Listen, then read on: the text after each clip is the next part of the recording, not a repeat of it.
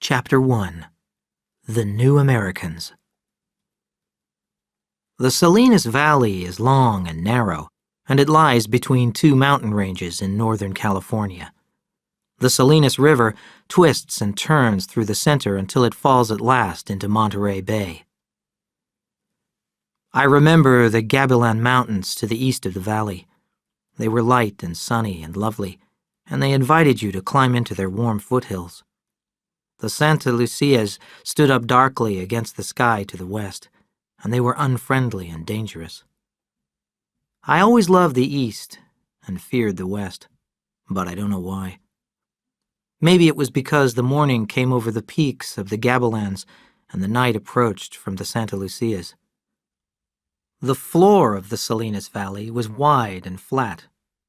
After a rainy winter, the valley was carpeted with spring flowers of all colors, bright blue and white, burning orange, red, and mustard yellow. In the shade of the oak trees, green plants grew and gave a good smell. In June, the grasses on the hills turned gold and yellow and red. The soil in the valley was deep and rich, but in the foothills it was poor and thin. There were good years, when the rainfall was plentiful, but there were also very bad years. The water came in a 30-year cycle. There would be 5 or 6 wet, wonderful years, followed by 6 or 7 good years. Then came the dry years, when the earth dried and cracked and the streams stopped. The grass was scarce, the cattle grew thin, and a hot, dry wind blew dust down the valley. Then the farmers and the ranchers hated the Salinas Valley. Some families would sell out for nearly nothing and move away. During the dry years, the people forgot about the rich years, and when the wet years returned, they lost all memory of the dry years. It was always that way. The first people who lived in the Salinas Valley were the Indians. They lived on insects, nuts, and shellfish. Then came the soldiers and priests sent by the King of Spain. They explored the land greedily for gold and souls. They made maps and named everything they saw. Buena Vista was a beautiful view, Laguna Seca was a dry lake, and Salinas was white like salt. After that came the Americans, even greedier because there were more of them. They occupied the valley land first, then moved into the foothills. Soon there were wooden farmhouses and growing families wherever there was water. The farmers planted square fields of corn and wheat and long lines of trees to protect the topsoil from the wind. The trails between the farms became roads. Stores and workshops opened along the roads, and little towns grew up around them: Bradley, King City, Greenfield. And this is the way the Salinas Valley was when my grandfather brought his wife and settled in the foothills east of King City. I must depend on stories, old photographs, and memories to tell you the story of the Hamiltons. Young Samuel Hamilton and his wife came from the north of Ireland in around 1870. He was the son of small farmers, not rich, but not poor. They were well educated and well read, and they were related to great families as well as humble ones. I do not know why Samuel left that green land. He was not a political man, so he surely was not a rebel. He was perfectly honest, so it was not the police. In my family, they whispered that he loved a woman who was not his wife. Samuel was good-looking and charming, with very blue eyes. He came to the Salinas Valley with his hard little Irish wife, Liza, who was as humorless as a chicken. She had a strict moral code, and she disapproved of everything that was pleasant. We never knew how Samuel met and married her. He was a man full of love, but his wife never showed her feelings. When they arrived in the Salinas Valley, all the good land was taken, so they settled on the poor land in the hills to the east of King City. Samuel took one piece of land for himself, one for his wife, and another for their unborn child. Over the years, 9 children were born. 4 boys and 5 girls, and more land was added to the ranch each time. If the land had been good, the Hamiltons would have been rich, but the soil was poor and there was no water, so their cattle stayed thin even in good years. Samuel was full of energy and invention. He built a house and a barn and a blacksmith shop. He was a good carpenter and clever with his hands, but he never made any money. He built a machine for digging wells, and he found water on other men's land, but not on his. And he invented another machine that harvested other farmers' wheat. Other men took Samuel's ideas and made money from them, but he never did. Men came from all over the valley to his blacksmith shop. He repaired their tools and replaced their horseshoes, but he was not a businessman. His customers promised to pay him after the harvest, then after Christmas. Then they forgot, and he did not know how to remind them. Men also came to the blacksmith shop just to visit Samuel. They loved to listen to his rich, deep voice as he talked about the world outside the Salinas Valley. He had a gift for telling stories, and there were always 3 or 4 men standing around him as he hammered. They brought whiskey, too, and drank it away from Mrs. Hamilton's watchful eye. Samuel was a good listener, and people trusted him with their secrets. He had some knowledge of medicine as well, and a gentle touch. He delivered all of his own children, and neighbors often called him to help with a difficult birth. There were not many doctors at that time. Soon all the land was settled in the foothills around the Salinas Valley. It was given by the government to people who agreed to build on it. Many settlers took more land than they needed because in Europe land meant wealth. In California, though, some men owned large farms, but they were still poor. Although many people arrived penniless in the Salinas Valley, others arrived with money to start a new life. They bought the best land in the valley, built fine houses, and planted wheat. Adam Trask was one of these men. Chapter 2. Brothers and Rivals. Adam Trask was born on a farm near a little town in Connecticut in 1862, 6 months after his father Cyrus joined the army. It was the time of the American Civil War. Cyrus Trask enjoyed his short training period and the drinking and gambling and women that were part of army life. Then he marched south with the Connecticut soldiers. He first saw the enemy at 8 o'clock on a spring morning. At 8:30, a bullet tore through his right leg, and an army doctor cut the leg off below the knee. It was painful, but he recovered quickly and returned home 6 weeks after Adam's birth with a wooden leg that he'd made himself. He also brought back a disease that a woman had given him in the army camp. When his wife caught this disease, she asked herself why. She believed that it was the result of some forbidden dreams she had had during her husband's absence. She then punished herself by holding her head under the shallow water of a muddy pool until she drowned. Cyrus drowned his sorrow in whiskey, and when baby Adam cried, he gave him whiskey too. After 3 days, Cyrus bought a goat, and the baby drank its milk. Adam not only survived, but was also strong and healthy. Cyrus wanted a woman to look after Adam and himself, so, a month later, he chose the 17-year-old daughter of a neighboring farmer. 2 weeks after that, they were married, and she was pregnant. The neighbors were not surprised.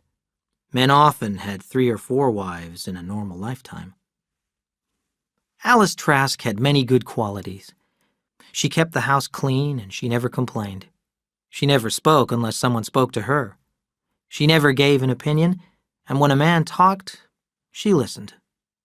For Cyrus, these were Alice's finest assets. These qualities helped him as he ran the farm and made up stories about his life as a soldier. The first person he told about his time in the army was Alice.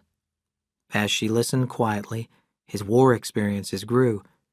He read books and newspapers and studied maps. Soon he knew the names of the battles and the officers who led them. Alice and the two little boys sat silently and respectfully as he talked about the fighting he had seen. At first, he knew he was lying, but soon he began to believe that he had been there. And not only had Private Trask fought in every important battle in the Civil War, he had also given advice to the generals and even President Lincoln himself. In time, he became a genuine military expert. He wrote letters to the War Department that criticized the Army and the way they had fought the war. He wrote articles for magazines, and the government consulted him about the organization of the Army. He later went to work for the Grand Army of the Republic and traveled all over the country to attend meetings. And so he entered public life. Cyrus Trask organized a military life for his family. Alice survived by staying quietly in the background, but Adam and his half-brother Charles could not escape his discipline. Cyrus was sorry that he could not be a permanent soldier because of his wooden leg, but he decided that the army was the only honorable profession for his sons. He began their training early.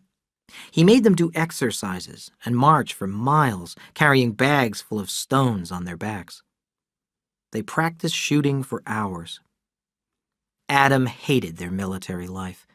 He realized that his father was not doing it for them, but for himself. He was not a great man at all. Adam was an obedient child, and he wanted to avoid trouble, so he kept these thoughts to himself. His brother Charles was a little more than a year younger than Adam. He was more aggressive, like his father, more athletic and more competitive.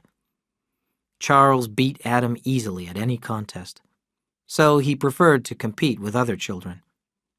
He felt sorry for Adam because he was weak, so he fought other boys who challenged his brother. Adam admired his brother for his strength and intelligence, but they were not close. He never wanted to share his secret thoughts with him. He depended on his brother, but there was no feeling of love.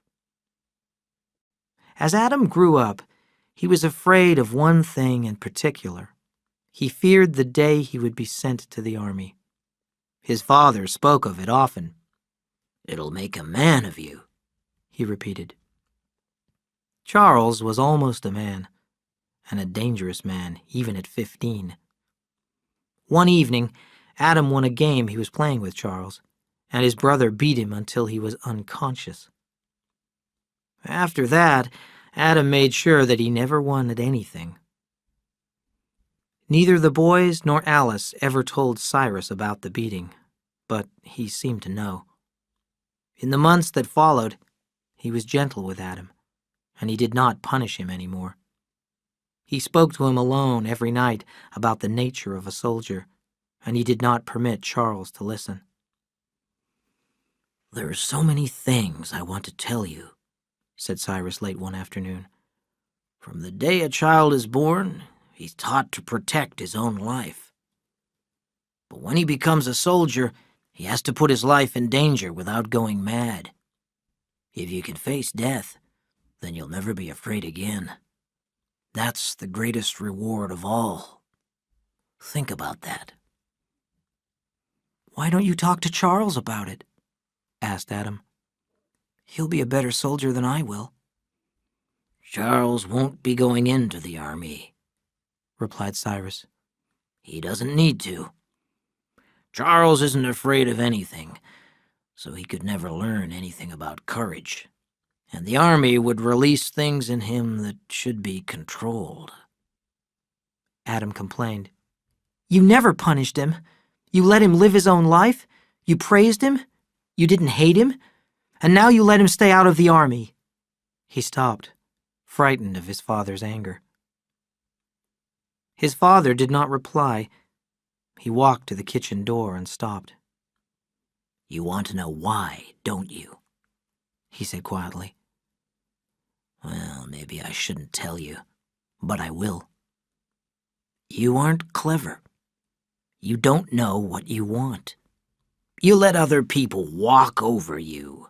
You're weak, and sometimes I think you'll never do anything with your life. But I love you better. I always have. And that's why I hurt you. Now, shut your mouth and go into your supper.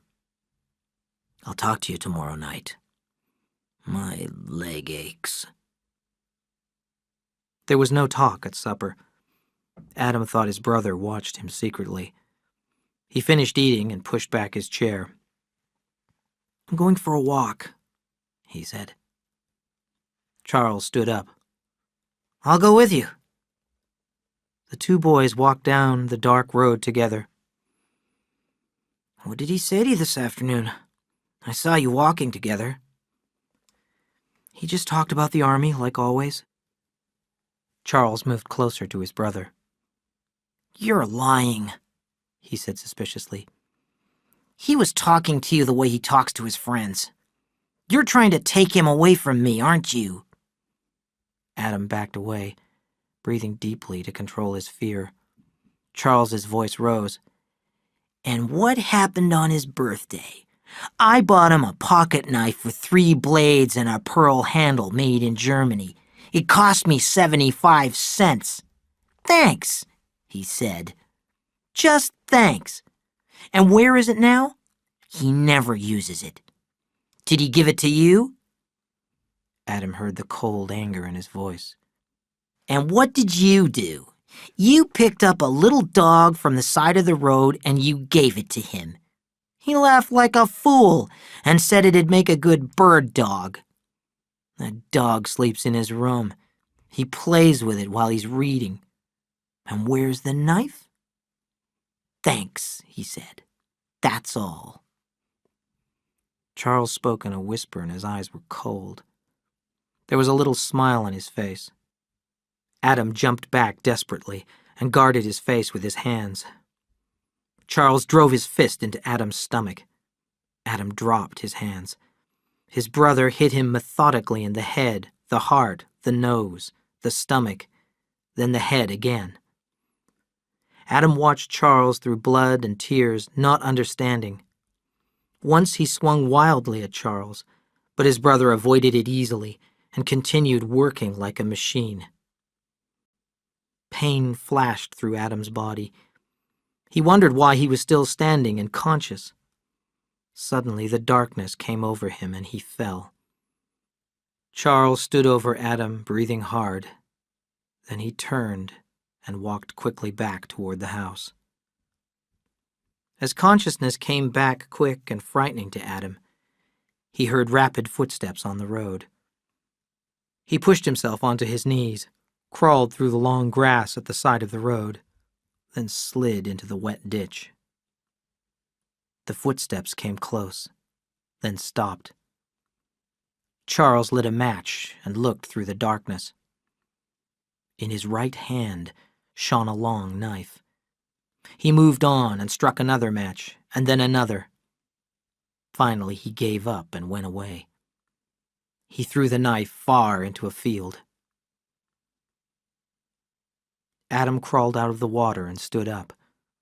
He walked slowly back to the house, almost fainting. He stood in the doorway. Cyrus looked at his bloody face in surprise. "Why did he do it?" he asked. "I don't know," said Adam. His father stood up angrily. He grabbed Adam by the arm and squeezed it hard. "Tell me, and don't lie to me." Adam searched for the answer through his pain. "He thinks you don't love him." Cyrus picked up his shotgun from its place in the corner of the kitchen and checked that it was loaded. "Alice, help Adam to bed," he said quietly, and went out the door. Charles spent some time laughing and drinking with his friends in the hotel in town. Then they moved on. But he heard about the shotgun. so he hid for 2 weeks before returning home. Adam stayed in bed for 4 days. On the 3rd day, his father showed his power with the military. He did this for his own pride and as a reward for Adam. An army captain and 2 sergeants in blue dress uniforms came to the house. 2 privates waited outside with the horses. Cyrus watched with tears in his eyes as Adam was enlisted in the army. "You're going to Indian country, son," he said proudly. "There's a lot of work to be done." "Yes, sir," replied Adam. Adam had always hated violence, and during his 5 years as a soldier, he learned to hate it even more. At that time, the army was taking the Indians' land for settlement. When the Indians rebelled, they were killed, and the survivors were forced to live on the poorest land. When Adam shot at a man, he shot to miss. He knew that he was not a good soldier, but he did not care. It was more important for him not to hurt anyone. But he was not a coward. He risked his life more than once to save wounded men, and he volunteered to do extra work in the field hospital. Charles wrote regularly to his brother. He told him about the farm, about Alice's death and their father's move to Washington. Charles wrote many things that he could never say, and a closeness grew that neither of them could have imagined. Adam kept one letter because he did not understand it. Charles gave all the news, then the handwriting changed. "I want to talk about something. Why didn't our father use that knife? It was a good knife, and he needed one. If he'd even kept it in his pocket, I wouldn't have gone after you. But I had to. I've never thought like this before. Now I feel like something's not finished. I should be there, and you should be here." The letter was unsigned. Maybe Charles had not intended to send it. Adam shivered every time he read it, but he did not know why. Chapter 3. Growing Up. On the ranch, the little Hamiltons began to grow up, and every year there was a new one. The first boy was George, a tall, handsome boy, gentle and polite, and the sinless boy grew to become a sinless man. After him was Will, short and heavy and full of energy. He was a hard worker, and he wanted to be like everyone else. He was suspicious of new ideas. Maybe that was because his father was different from other men, and Will was embarrassed. When he was growing up, the people of the Salinas Valley still did not trust Samuel. He was not only a foreigner and an Irishman, but he also had strange ideas. He was interested in philosophy and music and poetry and art, and he loved to read. Those things were only for the rich, not for the poor. In time, the Salinas Valley grew fond of Samuel, but Will's ideas were already formed. Will made money easily. When he started raising chickens, the price of eggs went up. He bought a share of a little store, and soon he had stores in several different towns.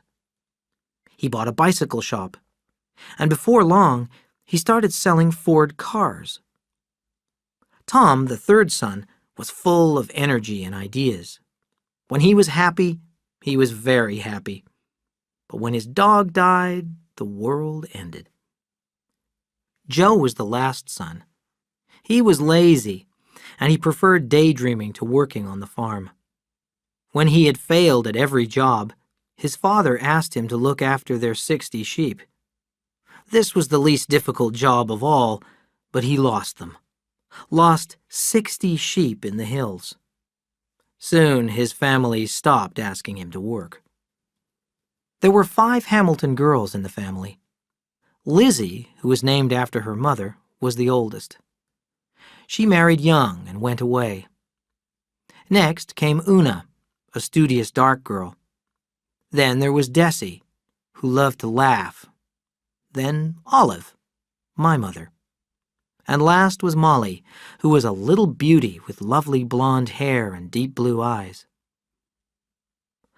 Liza was a good woman, and she raised good children. Year after year, she produced them, and fed them, and baked bread, made their clothes, and clothed them in good manners and morals too. She had no knowledge of the world except what she read in the Bible. Everyone respected her, but they did not have warm feelings for her. By the end of the century, all of Samuel and Liza's children were nearly grown up. Una was a student, and Samuel was proud of her. Olive was preparing to become a teacher. This was a great honor for the family. Joe was going to college because he was not good at anything else. Will was making a fortune without really trying. Tom was trying new ideas and sometimes failing. Desi was studying dressmaking. And Molly, pretty Molly, would obviously marry a rich man. It was a good, well-balanced family, and Samuel was pleased with them. Some liked to build, and others liked to dream. Some wanted the world to stay the same, and others wanted it to change. They were not rich, and they were not poor, and they all belonged to the Salinas Valley. After Adam joined the army and Cyrus moved to Washington, Charles lived the life of a bachelor. The house was dirty and quiet. He talked about finding a wife, but he was too shy to meet any girls. When he wanted sex, he paid for it. He was lonely and he missed his brother. He worked hard on the farm to keep busy. One day, in his 3rd year alone, he had an accident. He was using an iron bar to move a big stone out of a field. When it did not move, he became angry and pulled down on the bar with all his strength. The bar slipped, and the upper end crashed hard into his forehead. After a few weeks, his wound healed, but it left a long, dark scar that began at his hairline and ended between his eyebrows. Charles hated the scar. "It looks like somebody marked me like a cow," he wrote to Adam. "And it's getting darker. People are always staring at it and talking about it. I don't even want to go to town anymore." Adam left the army in 1885 after 5 years' service and began traveling home. He arrived in Chicago, stayed 2 days, went to Buffalo, then Niagara Falls. He felt that he was sleepwalking. He missed the daily routines that he hated when he was in the army. He missed the company of other men, and he did not want to go home. He went back to Chicago and re-enlisted in the army for 5 more years. Adam was changing trains in Kansas when a soldier put a message into his hand. It ordered him to report immediately to the office of the Secretary of War in Washington.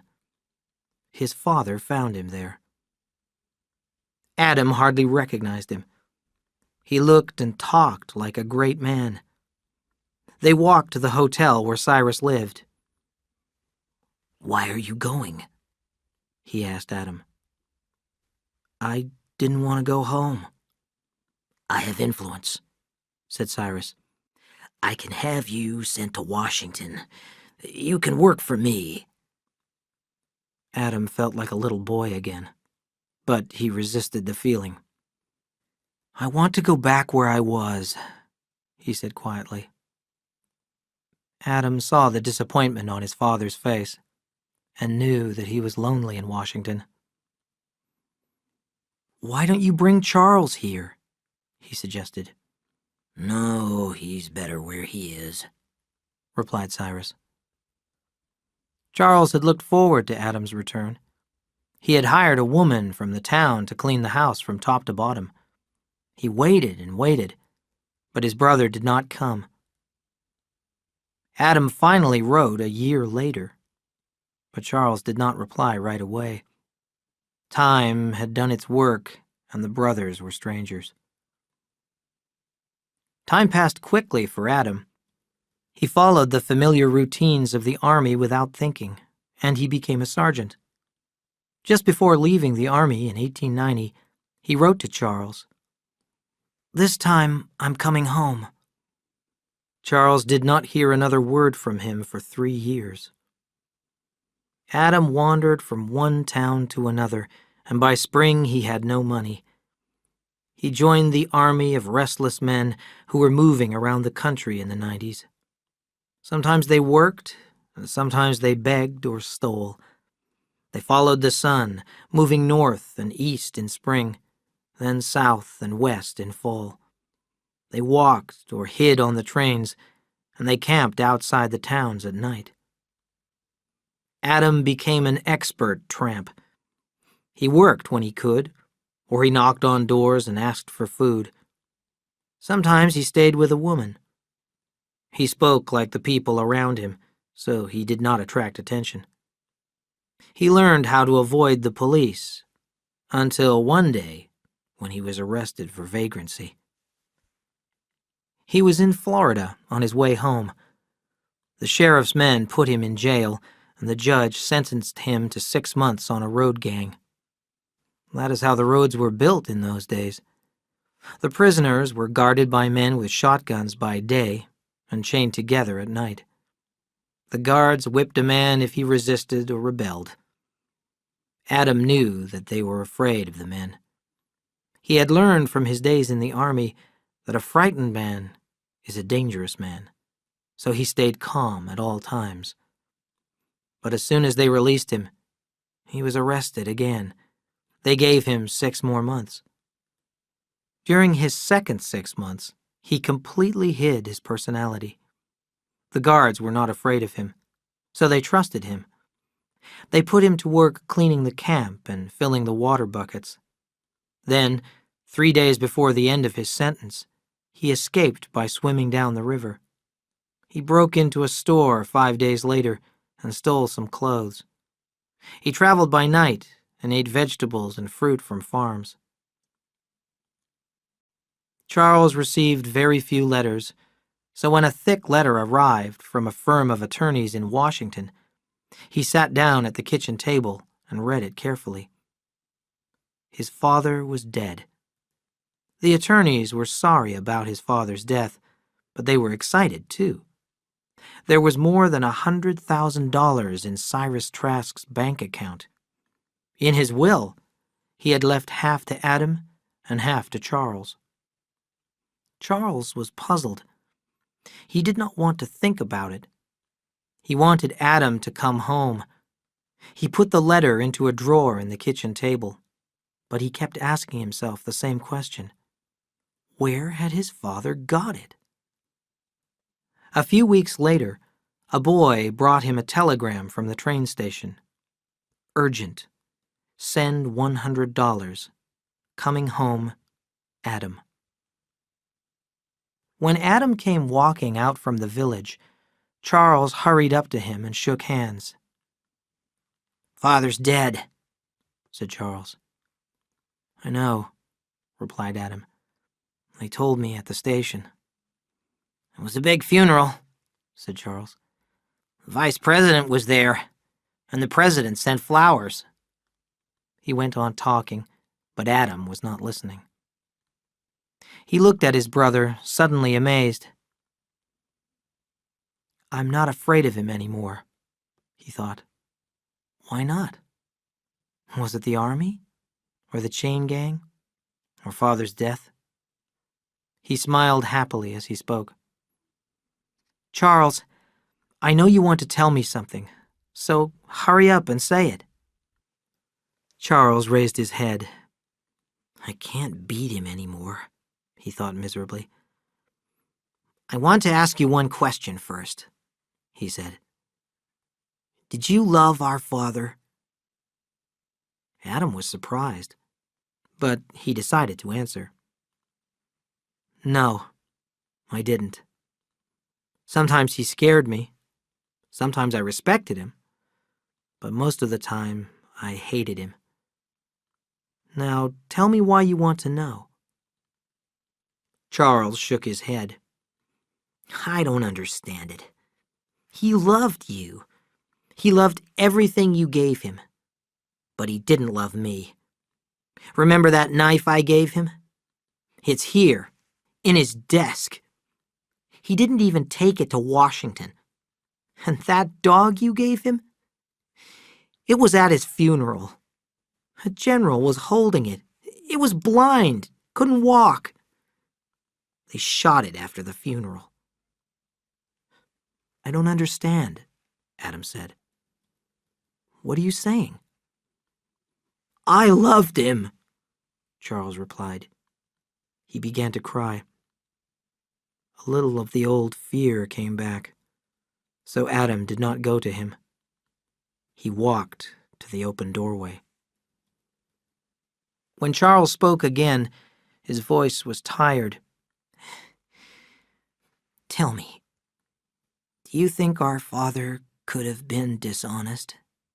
He asked. "I don't know," Adam said quickly. "No one ever said it. Now tell me what's on your mind." Father made a will. He left us over $100,000. Adam laughed. "You're crazy," he said. "Don't you mean $100? No," said Charles. I mean $100,000. I don't understand it. His salary was $135 a month. Where did it come from? "Maybe he invested it," suggested Adam. "He knew some big men in Washington." And there's more, said Charles unhappily. Our father went into the Union Army in June 1862. He had 3 months training here in Connecticut. He finished in September. He marched south. On October 12th, he was hit in the leg and sent to the hospital. He came home in January. He wasn't at any of the battles he talked about. Adam shook his head in disbelief. What are we going to do? Charles asked anxiously. Everyone will know that our father stole the money. I don't believe that he stole it, replied Adam. And I believe that he fought in the war. He thought for a minute. Anyway, it doesn't matter. We'll use the money well. Maybe we'll stay here and maybe we'll go to California. I could never leave here, said Charles. We'll see, said his brother. There's no hurry. Chapter 4. An Evil Beauty. There was something wrong with Kathy Ames when she was born, but nobody knew because it was invisible. She was born without kindness or a conscience. She was a pretty child, with lovely golden hair, and she became a pretty woman. She had delicate arms and legs and tiny hands and feet. She spoke softly and sweetly, especially when she wanted something. Her small, heart-shaped face and her wide-apart blue eyes made her look innocent. Nobody could see the evil in her soul. Kathy was a liar, but she did not lie like other children do. Her lies were not daydreams, when a child imagines that something is real. Those lies are harmless. She lied to escape punishment, or work, or responsibility. She was a good liar because she stayed close enough to the truth that one could never be sure. Everyone in the world has hidden desires and vices that they are ashamed of. Most people control these feelings or satisfy them secretly. Kathy knew how to recognize them in other people, and she used this information for her own gain. She was very young when she discovered that sex is the most disturbing urge that humans have, causing feelings of jealousy, pain, and helplessness. And in those days, the subject was unmentionable and unmentioned. Kathy could use her sexual power to control almost anyone. She never felt the blind helplessness of love herself, so she always kept her advantage. She coldly experimented on other people and so developed her power. Kathy was 14 when she entered high school, and she was an excellent student. One of her teachers was a pale, serious young man called James Grew, who had had a religious education and little experience of the world. Then, one day, it was noticed that a flame leaped in him, and some force shone in his eyes. James Grew became a man. He walked on his toes and sang to himself. He was never seen with Kathy, and no relationship was even suspected. And then the flame went out. He was seen in church at night on his knees. Then James Grew was found lying in the church one morning. He had shot himself in the head. He had left no letter, and nobody knew why he had done it. The whole town was talking about it.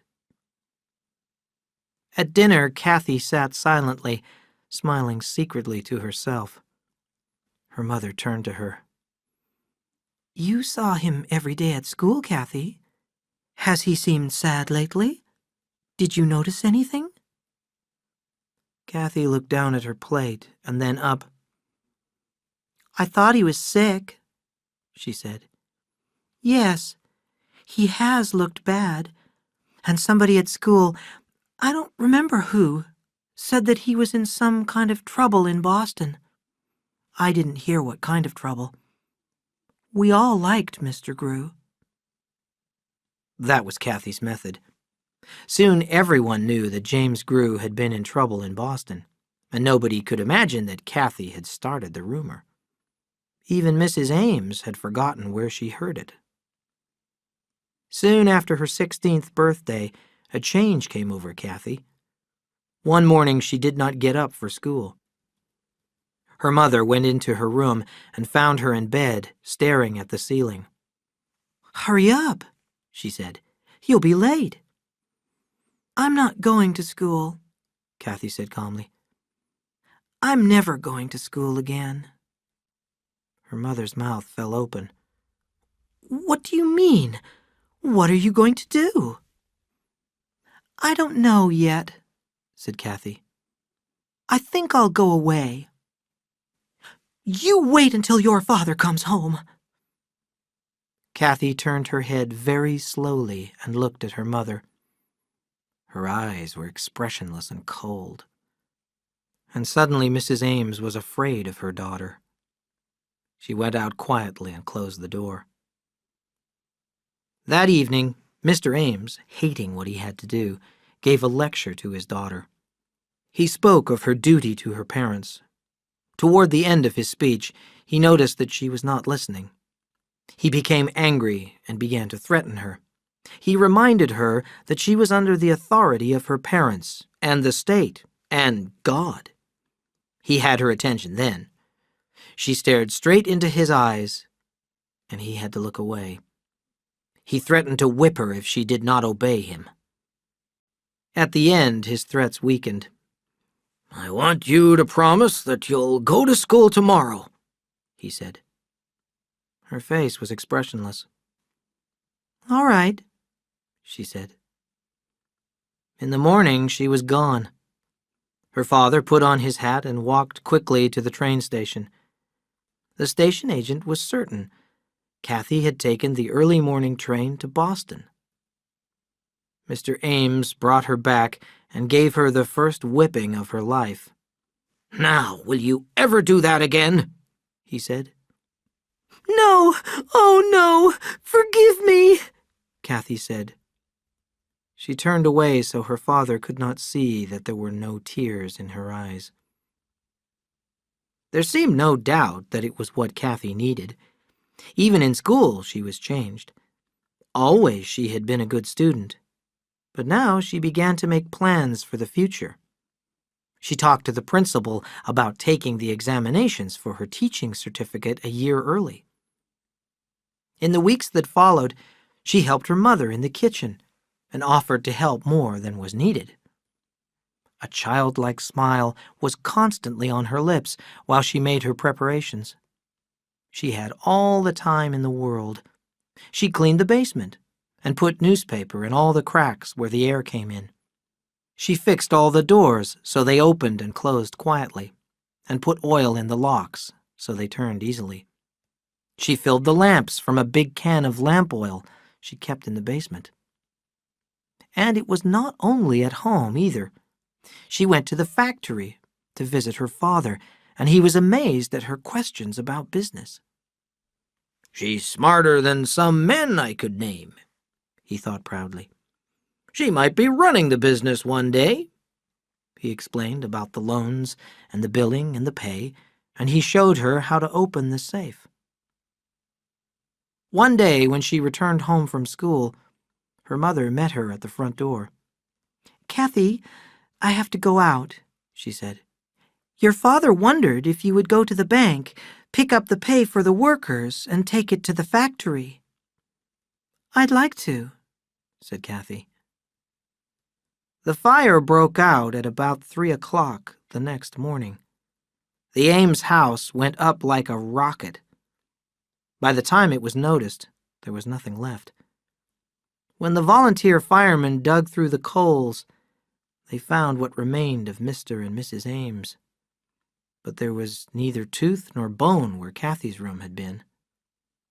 When the accountant went to the factory, he found the safe open and papers scattered all over the floor. A broken window showed how the thief had entered. He returned to the house with this news. "The fire wasn't an accident." Fear and anger spread through the crowd that had gathered. And where was Kathy? Had she been taken away? They searched the fields and lakes for her body, but they found nothing. They questioned the wandering men who were traveling by road and by rail, but soon they stopped looking.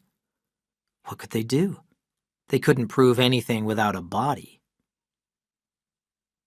I don't know how Kathy Ames heard about Mr. Edwards, but it was not very difficult for a girl to find him. Mr. Edwards was a successful businessman. He lived in a big house in a good neighborhood of Boston with his wife and 2 children. He was a large, powerful man in his late 40s, getting a little fat, but then many successful men were. He spent as much time as he could with his family, although he had to travel a lot on business. Mr. Edwards' business was women. He supplied whores to small-town hotels all over New England, avoiding the cities because the police were greedier there. He preferred stupid girls because the smart ones did not stay long. They opened their own houses or married rich men. He did not want very pretty girls either. A local young man might fall in love with a pretty whore, and there would be trouble. He kept the girls in one place for 2 weeks, then moved them on to the next town. Mr. Edwards was not feeling well when the girl who called herself Catherine Amesbury came to see him. If he had not been weak, he would have sent her away immediately. She was much too pretty for his business. Her voice was low. She was small, almost delicate, and her skin was lovely. She was not Mr. Edwards' kind of girl at all. He knew this in his mind, but his body told him to let her stay. He looked at her, puzzled, as she gave him a cat-like smile. He never mixed business and pleasure, but he wanted this one for himself. He fell into the trap. "Never, never believe anything a whore tells you." That was his rule, but he believed every word she said. "I can't understand why a girl like you," he began. Catherine lowered her eyes. "My father's dead. He borrowed a lot of money from the bank. My mother can't pay it back, so they're going to take away the farm. I just want to help her." Mr. Edwards heard himself saying, "Well now, my dear, maybe we can find some way for you to get the money." Mr. Edwards, as cold-blooded as any whore-master that ever lived, fell hopelessly, miserably in love with Catherine Amesbury. He rented a sweet little brick house for her and then gave it to her. He had never been so unhappy. He wanted to trust her because he loved her, but he knew from experience that he could not. He tried to buy her love with presents and with money. When he was away from her, he was sick with jealousy. Was she seeing other men? His business suffered. Catherine knew how to make him jealous. When she knew he was coming to visit, she was never there. When she would return in the late afternoon and find him waiting for her, she would explain, "I was shopping. I have to go shopping, you know." She made it sound like a lie. She let him know that she was not quite satisfied with their sexual relations. He became nervous and unhappy. She needed money, so she stole it from him. She sold the jewelry he had bought her, then said she had lost it. She could not sell the house, so she mortgaged it. Mr. Edwards knew, but said nothing. He was too afraid of losing her. One evening his key did not fit the lock. She said she would give him the key, but she never did. When he went to see her, he never knew if she was home or not. Catherine was clever, but she made one serious mistake. One night, Mr. Edwards offered her a glass of champagne. "No, thank you," she said. "I can't drink it. It makes me sick." Mr. Edwards started thinking. Why doesn't she ever drink with me? I don't know anything about her. Maybe if she has a drink, she'll tell me about herself. "That's not very friendly," he said. "Just have one glass." "I can't," she repeated. His voice hardened. "Drink it." She took the glass and poured it down and stood still. She poured another glass for herself and another. Her eyes became hard and cold, and Mr. Edwards felt afraid. "I didn't want to do it. Remember that," she said softly. "You fat worm. What do you know about me? Do you think I can't read every rotten thought you've ever had? Want me to tell you? You wonder where a nice girl like me learned tricks. You wanted me to talk, and I'm talking. I'll tell you. I worked in whorehouses all over the country for 4 years. "Catherine," he protested, "you don't know what you're saying." He watched her, unable to move. She walked slowly toward him, drank the last of the champagne, delicately broke the glass on the table, and pushed it hard into his cheek. As he finally ran away from the house, he could hear her laughing. Mr. Edwards wanted to believe in Catherine's goodness, but he could not. He had to find out the truth. He had her followed. He hired detectives, and soon he knew where she hid her money. One day he packed his suitcase as usual and rang Catherine's doorbell. She answered it immediately. "I'm going out," she told him. "No, you're not," he said, pushing past her into the house. He went down to the basement and returned carrying a small wooden box. He put it into his suitcase. "That's my money!" she cried. "What are you doing?" "You're coming with me on a trip," he answered coldly. "We're going to a little town in Connecticut. You told me once you wanted to work. You're going to work." "I don't want to," she cried. "You can't make me. I'll call the police." He smiled terribly. "Maybe you'd rather go back to your hometown. They had a big fire there several years ago. Do you remember that fire?" She could think of only one plan. She must go along with him and wait for a chance. She thought about the knife in her purse. In the small town, they got off the train at dusk, then walked down a dark street and into the country. Mr. Edwards thought he knew what he intended to do. He meant to whip her and put her in one of the rooms at the hotel, whip her and move her to another town until she was of no use anymore. Then he would throw her out. He grabbed the purse out of her hand and threw it over a wall. He knew about the knife. He was in love with Kathy, but he was also afraid of her. Love and fear made him cruel. He hit her twice with the whip, but that was not enough. He used his fists again and again as she lay on the ground, but soon they too were not enough. His hand found a stone, and a red wave of rage washed over him. Later, he looked down at her beaten face and listened for her heartbeat, but heard only his own. He ran away crying, leaving the whip, the suitcase, and the box of money. Catherine was lucky to be alive. She was a long time unconscious and a long time half-conscious. She realized her arm was broken and that she must find help if she wanted to live. She dragged herself along the dark road, looking for help, turned in at a gate, and almost reached the steps before she fainted. Adam and Charles Trask were finding it difficult to live together, as two men often do. For the first few months after their father died, they were busy investing his money. They went to Washington to visit his grave. Then they did not talk about him anymore. They followed the same routine every day. Charles got up at 4:30 every morning and worked outdoors. Adam kept the house clean and did the accounts.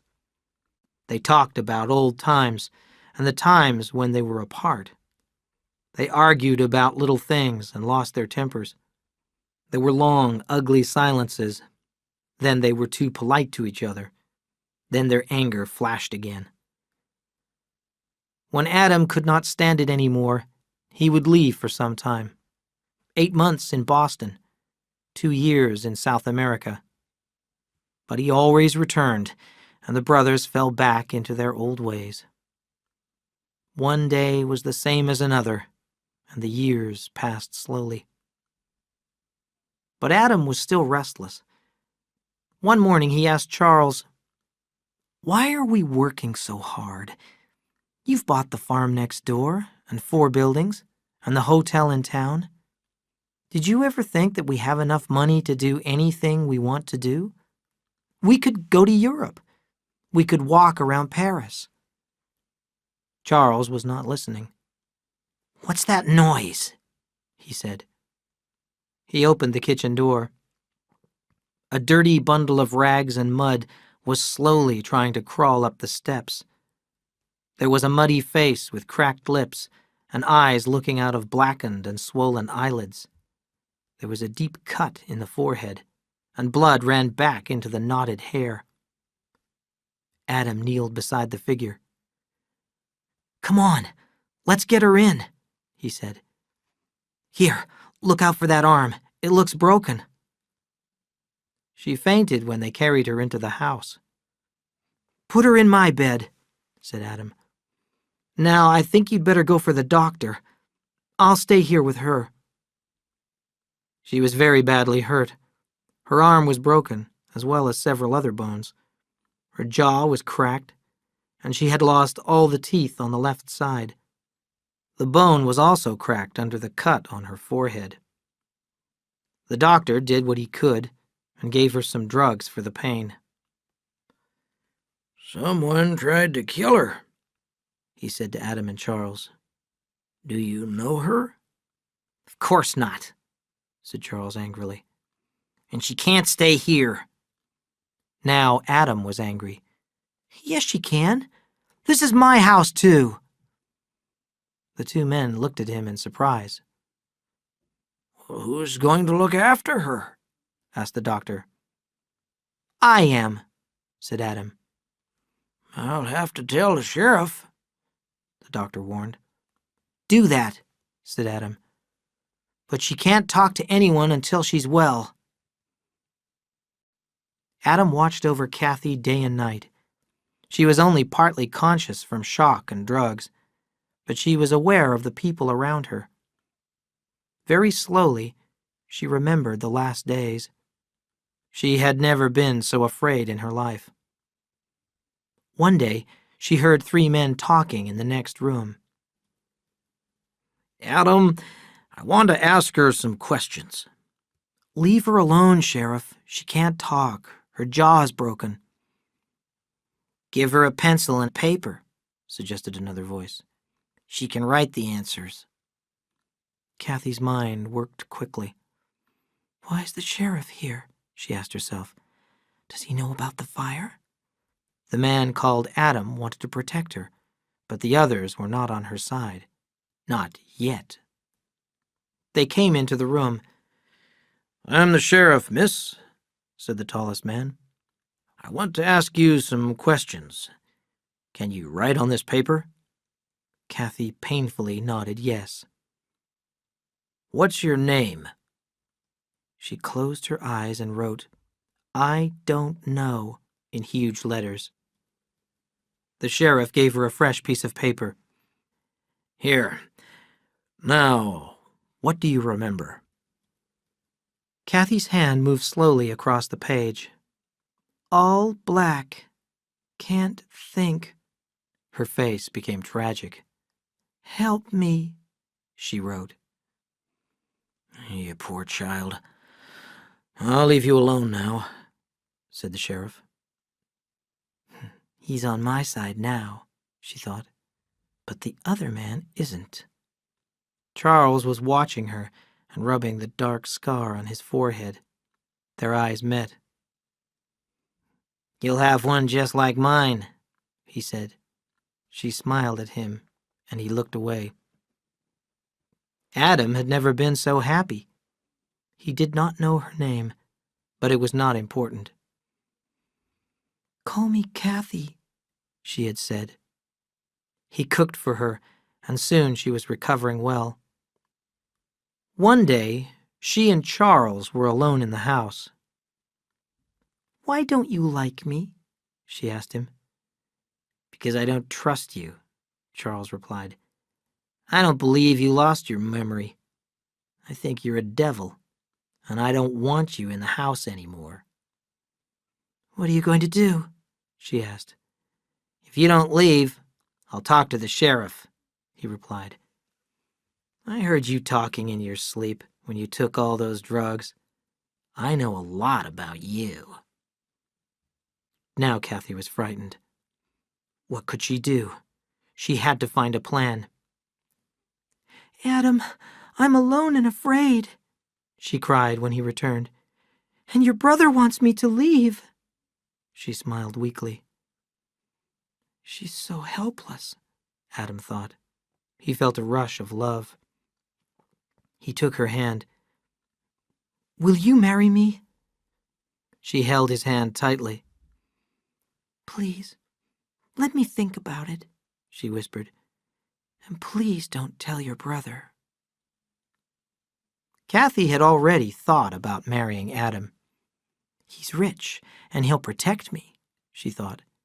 "And I can control him. But I must never lose control of myself." She shivered as she thought of Mr. Edwards. I'll never do that again.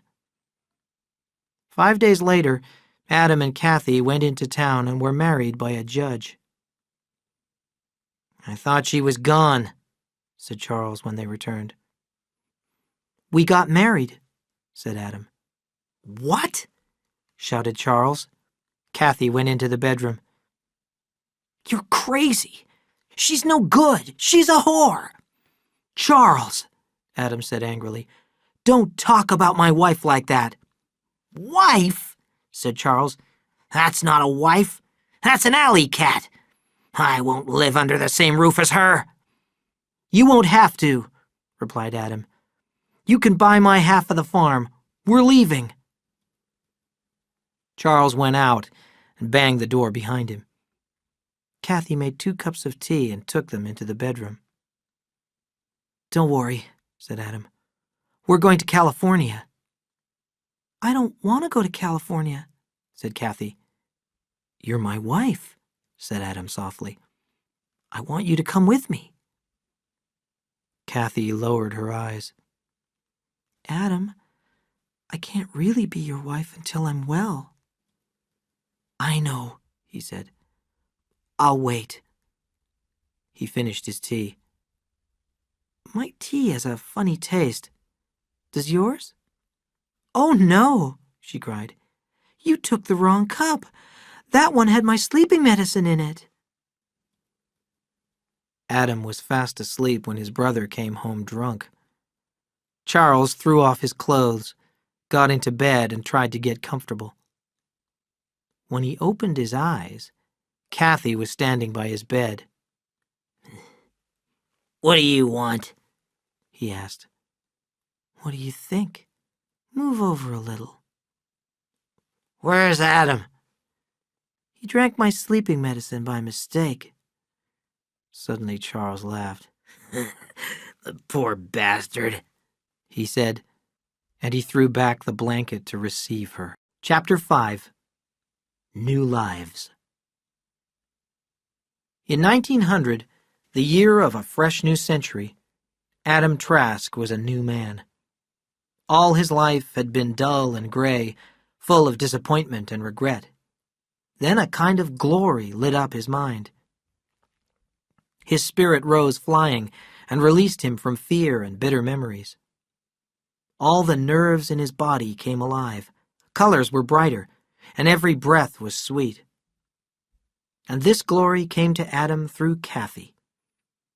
I have said that Kathy was evil, but that does not matter because we all have evil hidden away inside us. But when Adam saw Kathy, he saw an image of beauty and tenderness, a sweet and holy girl, and a clean and loving wife. Nothing she said or did could change his mind. He could not see the anger in his brother's eyes or the way he looked at Kathy. He sold his share of the farm to Charles, took half his father's money, and left for California with Kathy. He had read the railroad company's advertisements for the beauty and richness of the West, so they took the train across the continent to the Salinas Valley. Adam wanted to put down roots and start a family, so he took his time. He bought a horse and carriage and drove happily from farm to farm, talking to the earlier settlers about soil and water, climate and crops, prices and equipment. The people of the valley listened to his plans and dreams, and they were pleased that he had come to live there. He had only one worry, and that was for Kathy. She was not well. One morning she stayed at the hotel while Adam went out. When he returned, he found her almost dead from loss of blood. When Dr. Tilson arrived, he examined Kathy. Then he asked Adam to wait downstairs. The doctor closed the door behind him and came back to the bed. Why did you do it? Kathy's mouth was a thin, tight line. Does your husband know you're pregnant? Her head moved slowly from side to side. What did you do it with? He looked around the room, then picked up a knitting needle. He shook it in her face. You're a fool. You've nearly killed yourself and you haven't lost your baby. Her eyes were as cold as glass. He pulled a chair up beside her bed. Why don't you want to have the baby? He asked softly. You've got a good husband. Don't you love him? Her lips did not move, and her eyes looked straight into his. My dear, he said, can't you see? You must not destroy life. This woman puzzled him. There was something inhuman about her. All right, he cried. You won't speak. You don't have to. But I'm going to tell you. Your baby's safe. And I'm telling you this. You're going to have this baby. What you did is against the law, and if you lose it, I'll make sure that you're punished, and I mean it." Kathy licked her lips with her little pointed tongue. The cold went out of her eyes, and a weak sadness took its place. "I'm sorry," she said. "You don't understand. There's a disease in my family, and I don't want my baby to have it." Dr. Tilson's anger disappeared. "My poor child," he said softly. "Your baby will probably be fine and healthy. All right, then. I won't tell your husband what you did." Adam was waiting anxiously downstairs. "How is she? What is it?" The doctor made his standard joke. "Your wife is sick, but she has the only good sickness there is. She's going to have a baby." Adam ran past him up the stairs. Adam's attention narrowed to the Bordoni Ranch, a few miles south of King City. Rich green fields lay on both sides of the river and reached into the foothills. There was an old mud-brick house that stood in a narrow opening in the foothills. A tiny valley fed by a precious spring of sweet water. Huge oaks shaded the valley, and the earth had a richness and a greenness foreign to this part of the country. The old house seemed to have grown out of the earth, and it was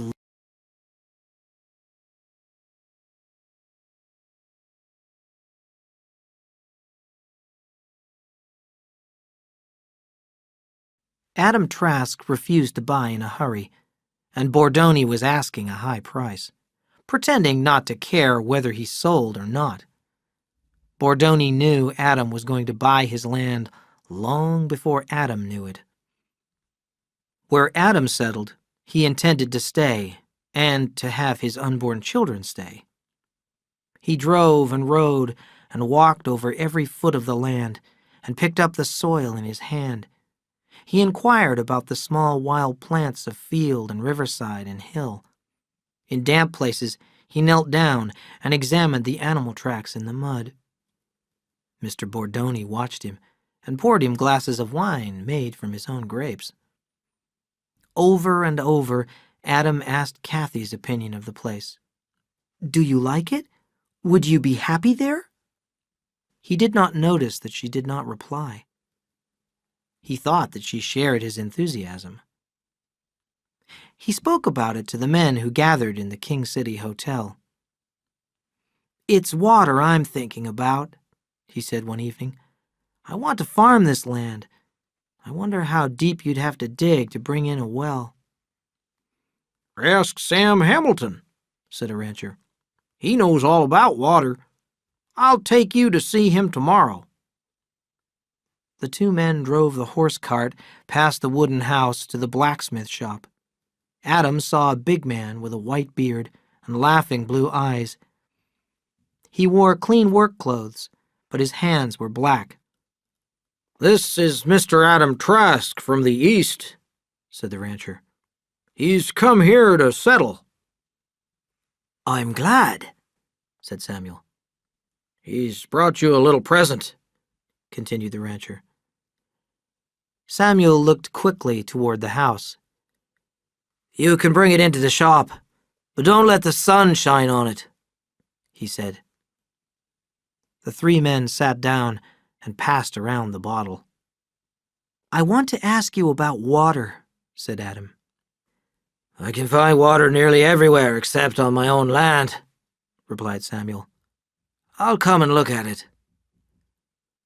The next day, Adam drove out and shook hands with Bordoni, and the ranch was his. Adam sat like a contented cat on his land. He looked at the green line of trees along the river, then over the golden fields on the other side to the rounded foothills. The gardener planted vegetables and channeled the spring to water it. The workers were building a new barn for the animals he wanted to keep. He had come to start a family and to stay, and he wanted the best of everything. In the corner of his room, there was a pile of advertisements for farm machinery, seeds, and fruit trees. He was glad now that his father had left him a rich man. When he remembered his father's house, the farm, the town, and his brother's face, everything was black. He shook off the memories and planned for the future. He was also happy in the present. When he saw Kathy sitting in the sun, her baby growing inside her, he was filled with joy. If Adam was like a contented cat, Kathy was cat-like too. She knew how to wait.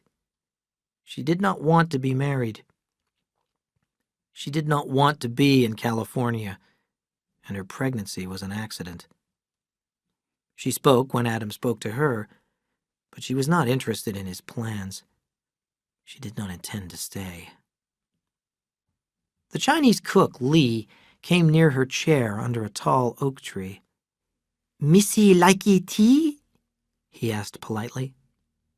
"Yes," she replied, looking at him carefully. She could read any man's mind, but not his. His face was lean and pleasant, and he had a broad, intelligent forehead. His long black hair was tied back with a piece of black silk. He wore narrow cotton pants, flat black shoes, and a blue Chinese jacket. Kathy looked suspiciously at Lee as he left. She was not afraid of him, but he made her uncomfortable. Later that summer, Adam sent Lee to the Hamilton place with a note for Samuel. Adam asked him to come and talk about digging a well for him. Samuel sat in the carriage with Lee, and his old horse followed behind them. "What's your name?" Samuel asked. "Lee. Got more name. Lee, father's family name. Call Lee." "I've read a lot about China. Were you born in China?" "Born here." Samuel was silent for a long time. "Lee, why do you talk like that?" Lee grinned. "Me talkie Chinese talk." Samuel shook his head. "You don't have to talk like that, Lee. Maybe you have your reasons. Anyway, it's not my business." Lee smiled. "I talk like that because I'm Chinese and I'm a servant. People don't expect me to speak good English." "But why are you a servant?" asked Samuel. "There's nothing wrong with being a servant," replied Lee. "A servant is fed, clothed, and protected, so he doesn't worry about anything. And it's a position of power. A good servant can control his master. He can make him afraid or make him happy." As they approached Adam's house, Lee turned to Samuel. "Please don't talk this way when other people are listening. It would confuse them." "All right," said Samuel. "But isn't it a lonely life?" "Yes, it is," replied Lee. "I'm thinking of moving to San Francisco.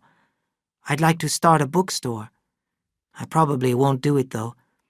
I've gotten used to being a servant." Samuel and Adam rode over the land until they reached a flat place. "Do you think there's water there?" asked Adam. "I don't know," said Samuel. "I'll see." He held a long, thin, Y-shaped stick in his hands and walked forward with his arms straight in front of him. Adam watched the end of the stick. First it moved up and down just a little. Samuel walked forward, then back, then turned. Then the stick seemed to be pulled down toward the ground. "I can get water here," Samuel said, "and it isn't very deep." "Good," said Adam. "I want you to dig wells for me and pump the water. I want to make a garden here. Remember, my name is Adam, and I've never had an Eden." "That's a good reason," said Samuel. "What does Eve think?" "She'll be pleased with anything I do," said Adam. "Her name is Kathy. I want the water so I can make a beautiful garden for her. I want to repay her for making me so happy." When they returned to the house, Lee had prepared a cold supper. They waited at a table outside under an oak tree until Kathy came out. She looked at Samuel and Adam without speaking. "You haven't met Mr. Hamilton, dear," said Adam. "How do you do?" said Kathy, and shook his hand. "I'm glad to meet you," replied Samuel. Samuel looked into her eyes, but they communicated nothing. There was a heavy silence at the table as they ate. Samuel made a few attempts at conversation, but finally gave up. Something was wrong, and he finished his supper quickly. "Ma'am, if you'll excuse me, I'll ride off home," he said. "Thank you for your kindness." Adam jumped to his feet. "Please, come back soon. I want you to start the wells. Kathy, this will be the most beautiful place in the world."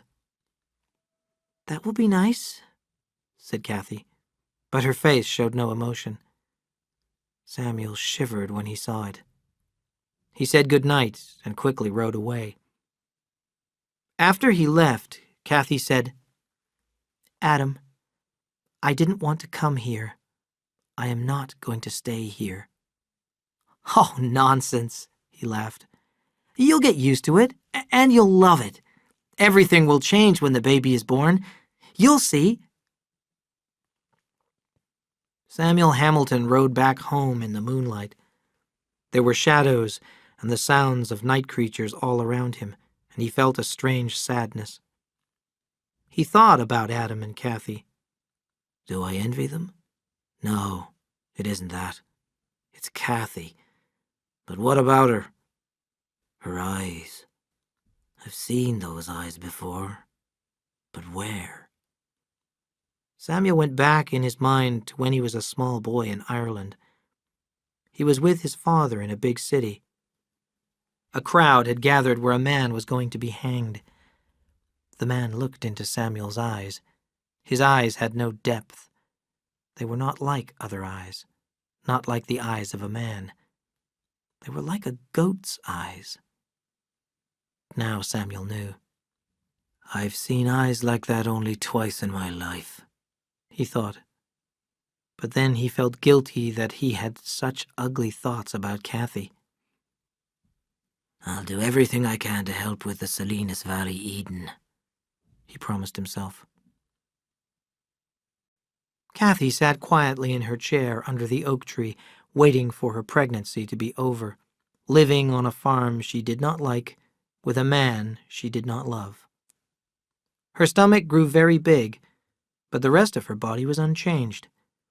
She spoke very little, and her eyes were far away. It was as if she had gone away, leaving an empty shell in her place. There was activity all around her. Adam was happily planning his Eden. Samuel and his sons Tom and Joe dug the first well to 40 feet and lined it with expensive new metal, since Adam wanted the best. They moved to another place and started another hole. They slept in a tent beside the work and cooked over a campfire. The Hamiltons had just finished their lunch of bread and cheese and coffee. "Somebody's coming fast," said Joe. They could see a horseman riding at full speed toward them. When he came a little closer, they saw that it was Lee. He was breathing heavily. "Missy Adam say come! Missy Kathy bad! Come quick! Missy scream!" Samuel rode back to the ranch with Lee. He went upstairs, tapped lightly at the bedroom door, and went in. The curtains were closed, and blankets were hung over the windows. He started to pull down a blanket, but Adam stopped him. "Leave it," he said fiercely. "The light hurts her eyes." Samuel pulled down the blanket and let in the golden afternoon light. "Adam," he said firmly, "I'm going to ask you to go out of the room and stay out." He turned the key in the lock. "He's upset," he said to Kathy. "He loves you." He had not looked closely at her until now, and he saw true hatred in her eyes, unforgiving, murderous hatred. He stared at her.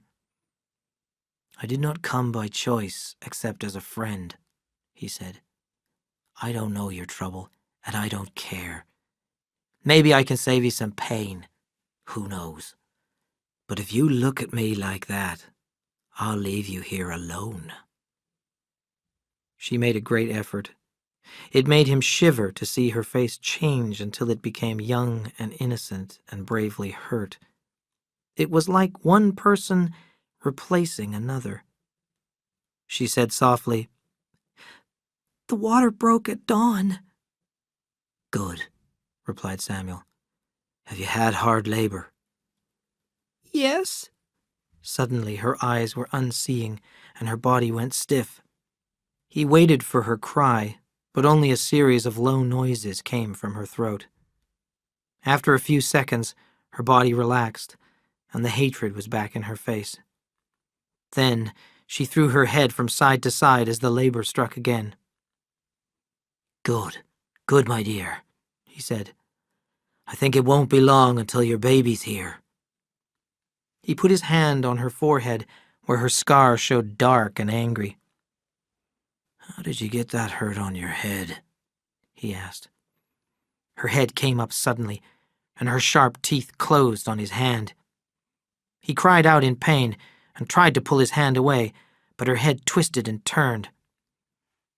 He hit her across the cheek, but it had no effect. Automatically, he did what he would have done to stop a dogfight. His left hand went to her throat, and he cut off her breath. She struggled and tore at his hand before her jaws relaxed, and he pulled his hand free. The flesh was torn and bleeding. He stepped back from the bed and looked at the damage. He looked at her with fear, and when he looked, her face was calm again and young and innocent. "I'm sorry," she said quickly. "It was the pain." Samuel laughed shortly. "I had a dog that did that once," he said. The hatred came briefly back into her eyes. "I'd better put something on it. Humans are more poisonous than snakes.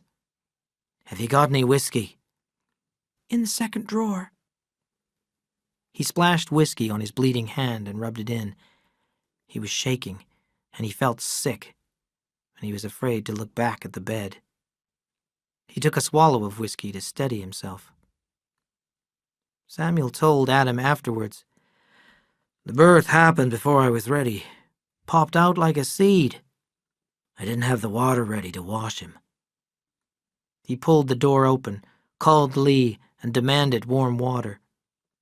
When he returned, he pointed to a bundle in a laundry basket. "Wash him, Lee," he said, "and don't let him get cold." Samuel turned back to the bed. "Now, dearie, I'll get you cleaned up."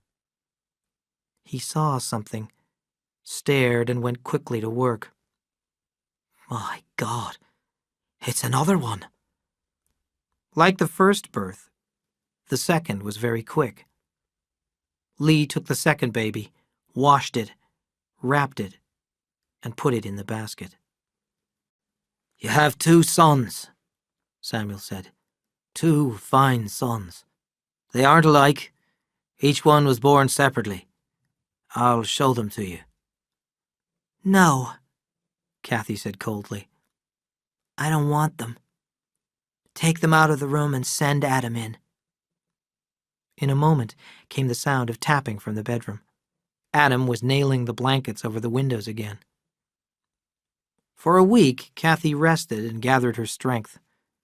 On Saturday, she stayed in her bedroom all morning. Adam tried the door and found it locked. "I'm busy," she called, and he went away. In the late afternoon, she sent Lee to King City to buy a baby bottle. Then she went back to her room as evening fell. At 7:30, Adam knocked. "I've got you some supper, dear," he said. The door opened as if she had been standing waiting. She was dressed in her neat traveling dress, with a jacket and big black buttons. On her head was a wide black hat. Adam's mouth dropped open. She gave him no chance to speak. "I'm going away now." "Kathy, what do you mean?" "I told you before. I'm going." "The babies!" "Throw them in one of your wells." He cried in alarm. "Kathy, you're sick! You can't go! Not from me!" "I can do anything to you. You're a fool." He heard the word through his confusion. Without warning, his hands reached for her shoulders and pushed her backwards. As she lost her balance, he took the key from inside of the door, shut the door, and locked it. He stood breathing heavily with his ear close to the door, and a sickness poisoned him. A drawer opened, and a thought leaped in him. She's going to stay. He jumped as her voice came through the door. "Dear, I didn't know you would feel that way. I'm sorry, Adam." His hand trembled, trying to turn the key, and it fell out on the floor after he had turned it. He pushed the door open. She stood 3 feet away. In her right hand she held his gun, and it was pointed at him. He took a step toward her, and he saw it was ready to fire. She shot him. The heavy bullet struck him in the shoulder and tore out a piece of bone, and he fell to the floor. She moved slowly toward him, cautiously, as if he were a wounded animal. He stared up into her eyes, which inspected him without interest. She threw the gun on the floor beside him and walked out of the house. He heard her steps on the dry oak leaves on the path, and then he could hear her no more. But he could hear the cry of the twins, wanting their dinner. He had forgotten to feed them. Horace Quinn was the new deputy sheriff assigned to look after things around King City. When he heard that Adam Trask had been shot, he left for the ranch right away. There was no sound and no movement as he rode in under the oaks. All the workers had been sent away. Adam lay in the big bed where the twins had been born. He was leaning against a big pile of pillows, and a thick, homemade bandage covered the left side of his chest and his shoulder. The skin on his face was pulled tight over his bones, and his eyes were shiny with sickness. Horace said, "Hello, Mr. Trask.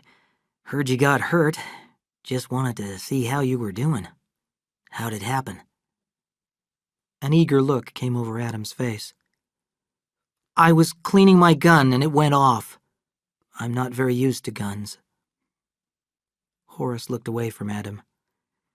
"Mr. Trask, you served in the United States Army. Their weapons are rifles and guns. What happened, Mr. Trask?" Adam's eyes seemed to grow larger, and they were red around the edges. "It was an accident," he whispered. "Anybody see it? Was your wife with you when it happened?" Adam did not reply. "I'd like to talk to her." Adam closed his eyes. "My wife is away on a visit." "That's interesting," said Horace. "Your wife had a baby, 2 babies, 2 weeks ago, and now she's gone on a visit. And she didn't take the babies?" Horace leaned over the bed. "Trask," he said loudly. "This isn't just curiosity. This is the law. Now you open your eyes and tell me what happened, or I'll take you into the sheriff even if you are hurt."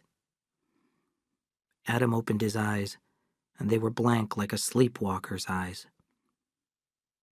"My wife went away," he said. "Where did she go?" "I don't know."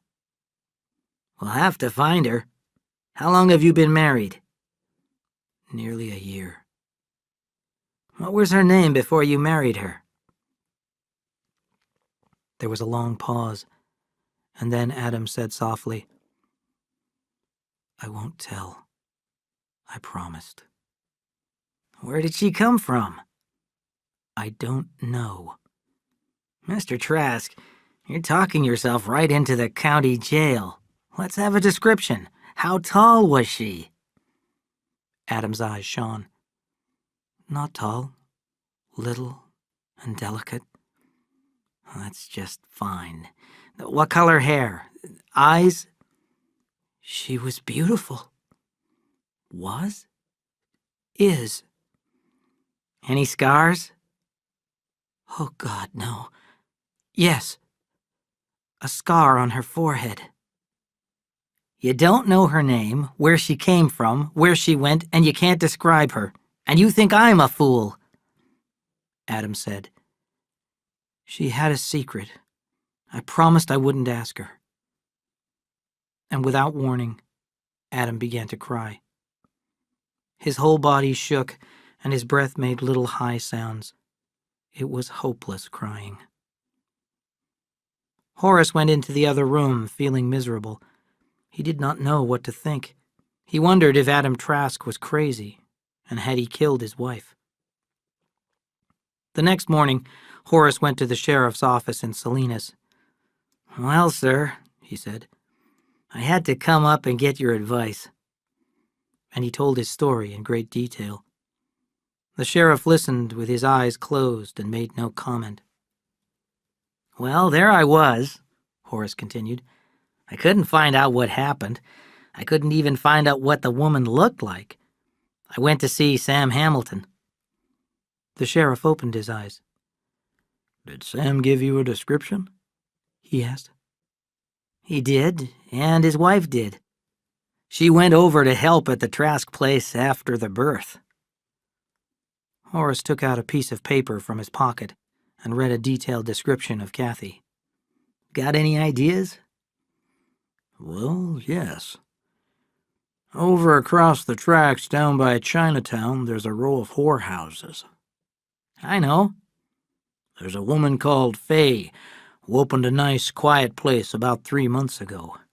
She sent me a note Sunday night. She's got a new girl, and she doesn't know what to think of her. What puzzles Fay is that she looks like a runaway girl, except she knows all the answers and all the tricks. I went down there and looked her over, and I can't find a thing wrong with her. She's old enough, and nobody's made a complaint. So what do we do about it? You're pretty sure it's Mrs. Trask? The sheriff said. Wide apart blue eyes, yellow hair, and a scar on her forehead, and she came in Sunday afternoon. Adam's tearful face was in Horace's mind. Sheriff, you have to get somebody else to tell him. I can't do it. The sheriff stared into space. You say he didn't even know her name, where she came from. She really fooled him, didn't she? That poor bastard, Horace said. He's in love with her. You listen to me, Horace. There are only 3 people in the world that know, her and you and me. I'm going to warn her that if she ever tells, I'll run her out of the county.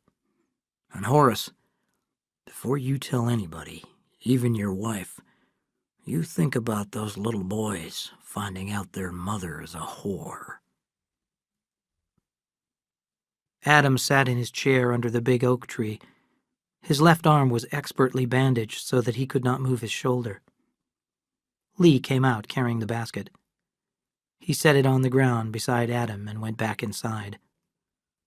The twins were awake, and they both looked up seriously at the wind-moved leaves of the oak tree.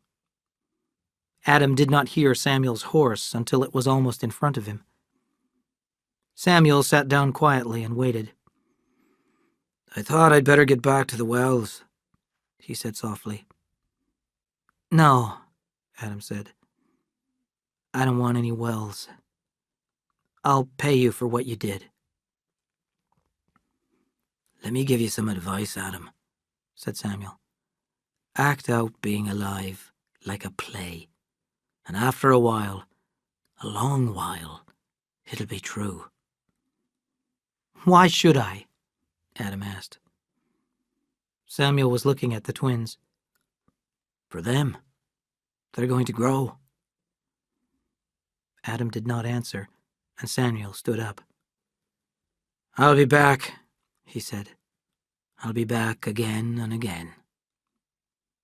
Behind the barn, Lee held his horse while Sam got on. Chapter 6. Killing with Kindness. The girl, Kate, puzzled Faye. She was so young and pretty, so ladylike, so well-educated. I hope you don't mind me asking, dear, Faye said, but why did you come here? You could get a husband and a corner house in town, no trouble. Kate smiled shyly. It's so hard to explain. I hope you won't insist on knowing. I'm sorry, I can't talk about it. Faye was a nice woman, not very bright, highly moral, and easily shocked. People trusted her, and she trusted everyone. She ran a fine house, as the sheriff knew. Faye soon became a solid and desirable citizen of the growing town of Salinas. Kate went to work right away, and she soon had her own group of regular customers. There were 2 questions Faye asked about every new girl. First, will she work? And second, will the other girls like her? Faye didn't have long to wonder about the second question. Kate worked hard at being pleasant to the other girls. She helped them keep their rooms clean. She served them when they were sick, listened to their troubles, answered them in matters of love, and, as soon as she had some, loaned them money. She became best friend to everyone in the house. Faye realized she had a jewel. People who don't know think it is easy to run a whorehouse. Just sit in a big chair and drink beer and take half the money the girls make, they think. But it is not like that at all. You have to feed the girls, that's groceries and a cook, and send out the laundry. And you have to keep the girls well and as happy as possible. It isn't so easy. When Kate offered to help with the shopping and planning of meals, Faye was pleased. Well, not only did the food improve, but the grocery bills came down 1/3 the first month Kate took over. Faye did not know how she ever managed without Kate. The girls began to realize there were 2 bosses, not one, and they were glad because Kate was so friendly. And they all said, "You watch, she'll own this house one day." Gradually, a perfectly natural thing happened. Faye, the most motherly of women, began to think of Kate as her daughter, and she did not want her daughter to be a whore. After about a year had passed, she said, "Kate, I don't like you working here." "Why not?" Faye shook her head, trying to find words. "I just don't like it. You're like a daughter to me, and I don't like my daughter working." "Don't be silly, darling," said Kate. "I have to. Here or somewhere else. I told you. I have to have the money." "No, you don't," said Faye. "You could manage the house. I could give you as much as you make and more. You could take care of things for me and not go upstairs. I'm not always well, you know." "I know you're not," said Kate. She shook her head sadly. "I'd like to do what you want, but you need your little reserve. No, I must go on working." "I don't want you to work." "I have to, Mother." The word did it. Faye burst into tears, and Kate sat on the arm of her chair and wiped her streaming eyes. Soon she was calm again. "Now you're all right," Kate said. "I'll go and get dressed." "Kate, when you finish work, you tap on my door," said Faye. "I'll have a little surprise for you." Kate kissed her. "What a dear you are, Mother."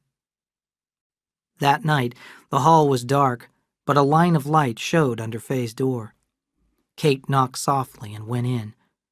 On the table, with candles around it, was a big white cake and a basket with a large bottle of champagne lying on crushed ice. Fay wore her best dress, and her eyes were shiny with emotion. "Come in," Fay said. "I have a present for my dear daughter. Now, Kate, you open the bottle and pour 2 glasses. When everything was ready, Fay raised her glass. To my daughter, may you have long life and happiness." And when they had drunk, Kate replied, To my mother. "You'll make me cry. Don't make me cry," said Fay. She pushed a polished wooden box toward Kate. "Open it. It's my gift to you." In the box lay a rolled white paper tied with a red ribbon. Fay had written, "I leave everything I own, without exception, to Kate Albee, because I regard her as my daughter." Kate read it 3 times, looked back at the date, and studied the signature. She looked deep into Fay's eyes. "I'm trying not to cry, Mother. I didn't know anyone could be so good." They sat in the warmth for a long time before Fay moved. "Kate," she said, "we're forgetting. It's a party. We've forgotten the champagne. Pour it, child." Kate said nervously. "Do we need it, Mother? I never have drunk much. It's not good for me." "Nonsense. Pour it, darling." Kate filled the glasses. "Now drink it. I won't touch mine until yours is empty." She held her glass until Kate had emptied hers, then drank it. "Now another glass. There. You see how good it is?" Kate's body screamed against the wine. She remembered, and she was afraid. But it was too late. The change came to her almost immediately after the second glass. All her barriers and defenses were gone, and she did not care. Her voice became cold, and her eyes grew watchful. "I'll bet you can't drink 2 without stopping." "Don't bet me, Kate. You'd lose. I can drink 6 without stopping. I'll do it if you will." The contest started, and a pool of wine spread over the tabletop, and the level went down in the bottle. Fay laughed. "Oh, we're going to have such a good life. Why don't we sell the house and go to Europe?" "No." "What do you mean, no? It's my house. I can sell it." "Did you forget I'm your daughter?" "I don't like your tone, Kate. What's the matter with you?" Kate laughed softly.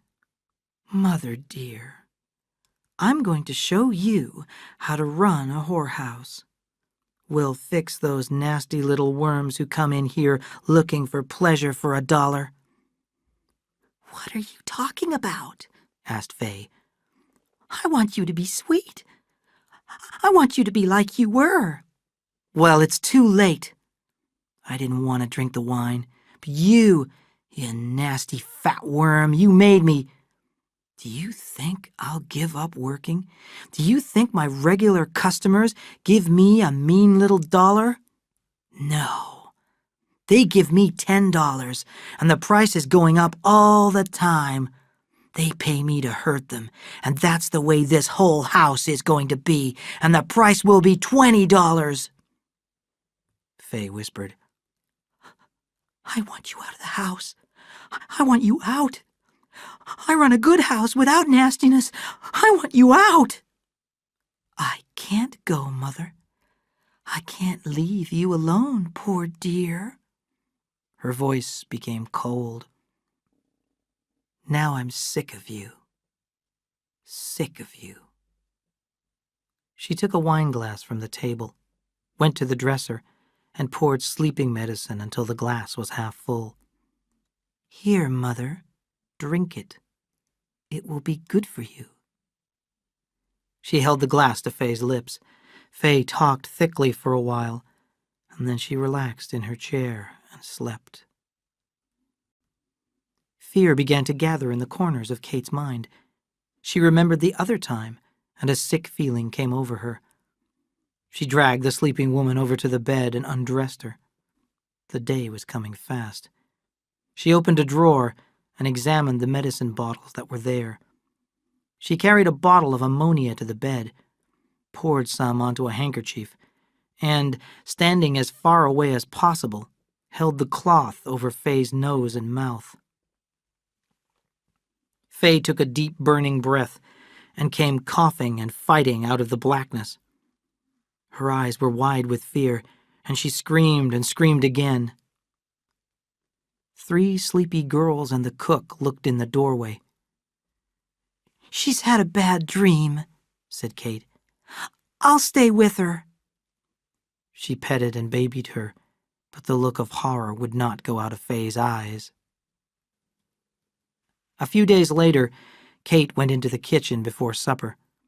She took a small bottle from her pocket and carefully squeezed a few drops into a glass using an eyedropper and went into Faye's room.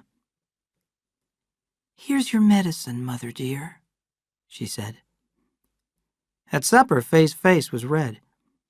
She stopped eating and seemed to be listening. "What's the matter, Mother?" Kate asked. Faye was still listening. "I don't know," she said. "Suddenly, I felt afraid, and my heart started pounding." Kate said, "I don't like it. I wish you'd go see Dr. Wilde about it." The next day, Faye felt all right. "I was just out of breath," she said. "I'm getting too fat." "Well, we're going to have some special food," said Kate. "I've made some chicken soup for you, and we'll have a green bean salad, the way you like it, just oil and vinegar, and a cup of tea." In the kitchen, Kate poured the oil and vinegar onto the bean salad. Then she used the eyedropper to squeeze 2 drops of poison onto the beans. She went to her room and swallowed the contents of another small bottle and hurried back to the kitchen. "I made the salad especially for you," said Kate. "See if you like it." "It's delicious," said Faye. It struck Kate first. Her forehead was covered with sweat as she bent over, crying in pain. Faye ran to the hallway, screaming for help. The girls and a few Sunday customers crowded into the room. Faye was wiping Kate's forehead with a towel when the pain struck her. Faye and Kate were pale and weak when Dr. Wilde arrived. He noticed the salad. "What did you eat? Did you preserve these beans here?" he demanded. "Yes," said Ethel. "The other girls and I all helped Kate, and the cook put them into jars."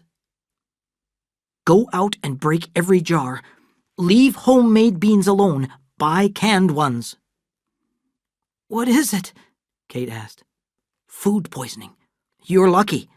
We don't know much about it, but few people ever recover from it. Faye was never really well again. She had some bad days that winter, and it took a long time for her to gain her strength. Kate was exhausted, and her small body had shrunk to bones. The girls tried to take her place with Faye, but she would not leave. One evening, Dr. Wilde listened to Faye's heart for a long time. Her heart just can't stand the strain, I'm afraid, he said. She's all torn up inside. Give her a little warm milk. When he left, Kate put a glass of milk on the bedside table. Then she took 2 little bottles from her pocket and sucked a little from each into the eyedropper. "Open up, Mother. This is a new kind of medicine. Now be brave, dear. This will taste bad." She squeezed the liquid onto Faye's tongue and held up her head so she could drink. "Now you rest, and I'll be back in a little while." When Kate first heard the news, they had to tie her down to keep her from hurting herself. From violence, she became depressed. It was a long time before she regained her health, and she forgot completely about the will. It was Ethel who finally remembered. Chapter 7.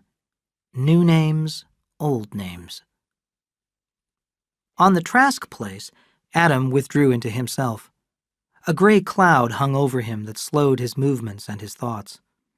He was aware of the twins because he heard them cry and laugh, but he felt only a slight dislike for them. To Adam, they were symbols of his loss. Lee tried to bring Adam back to awareness, but Lee was a busy man. He cooked and washed, he bathed the twins and fed them. Through his hard and constant work, he grew fond of the two little boys. One day, Lee saw Samuel Hamilton in his son Will's new store in King City. They sat together at a little round table in the barroom next door. "I've wanted to go and see you and Adam," said Samuel, "but I didn't think I could do any good." Well, you can't do any harm.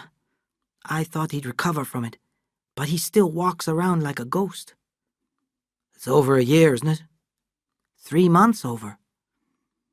What did he name the twins? They don't have any names. You're making a joke, Lee. What does he call them? He calls them they. I mean when he speaks to them. When he speaks to them, he calls them you, one or both. This is nonsense, Samuel said angrily. No names? I'll come tomorrow, and I'll bring a horsewhip. Adam was thinner than Samuel remembered. It took a little while for him to notice that Samuel was in front of him. A look of displeasure pulled down his mouth. "What do you want?"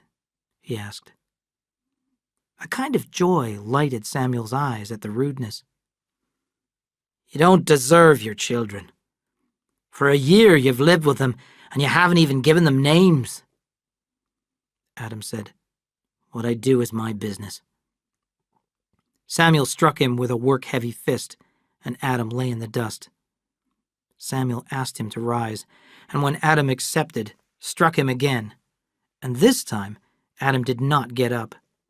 He looked stonily at the threatening old man. The fire went out of Samuel's eyes, and he said quietly, "Your sons have no names." Adam replied, "Their mother left them motherless, and you have left them fatherless." He reached down and put his arms around Adam's shoulders and helped him to his feet. "We'll give them names," he said. Adam wore a faraway look, but his eyes were not dead as they had been. He said, "It's hard to imagine I'd thank a man for insults, but I'm grateful." Lee carried out the twins, one under each arm, and put them on the ground beside the table, and gave each boy a stick for his hand to shake and make shadows with. The two men sat looking at the twins, when suddenly Adam leaned forward. "These boys don't look alike," he cried. Of course they don't. They're not identical twins. That one looks like my brother. I just saw it. I wonder if the other looks like me." Both of them do. Lee came out with a plate of fried chicken, a bowl of smoking boiled potatoes, and a deep dish of vegetables. "I don't know how good it will be," he said. "The hens are a little old." He returned to the house to get a bottle of wine. While he was gone, Adam said, "It's strange to me. He used to speak differently." "He trusts you now," Samuel said. Lee joined them at the table, and the men ate quietly. "We'd best get on with the naming," Samuel said when they had finished. "Names are a mystery. I've never known whether the name is shaped by the child or the child changes to fit the name. Have you thought about your name, Adam? We could call them Cain and Abel." Adam said, "Oh no, we can't do that. I want them to start fresh." "I don't understand that story at all, but I feel it. Samuel said. Do you understand it, Lee? No, but maybe I don't remember the details very well. I haven't heard it since I was a child, said Adam. Samuel said, Cain was the firstborn of Adam and his wife Eve. Then his brother Abel was born. Abel was the keeper of sheep, but Cain was a farmer. After some time, Cain brought part of his harvest and offered it to the Lord, and Abel brought a fat young sheep. The Lord was pleased with Abel's offering, but not with Cain's. And Cain was very angry. The Lord said to Cain, Why are you angry? If you do well, you will be accepted. And if you do not do well, you will sin. And your sin will try to rule over you, but you will rule over it. And Cain turned against his brother and killed him. And the Lord said to Cain, Where is your brother?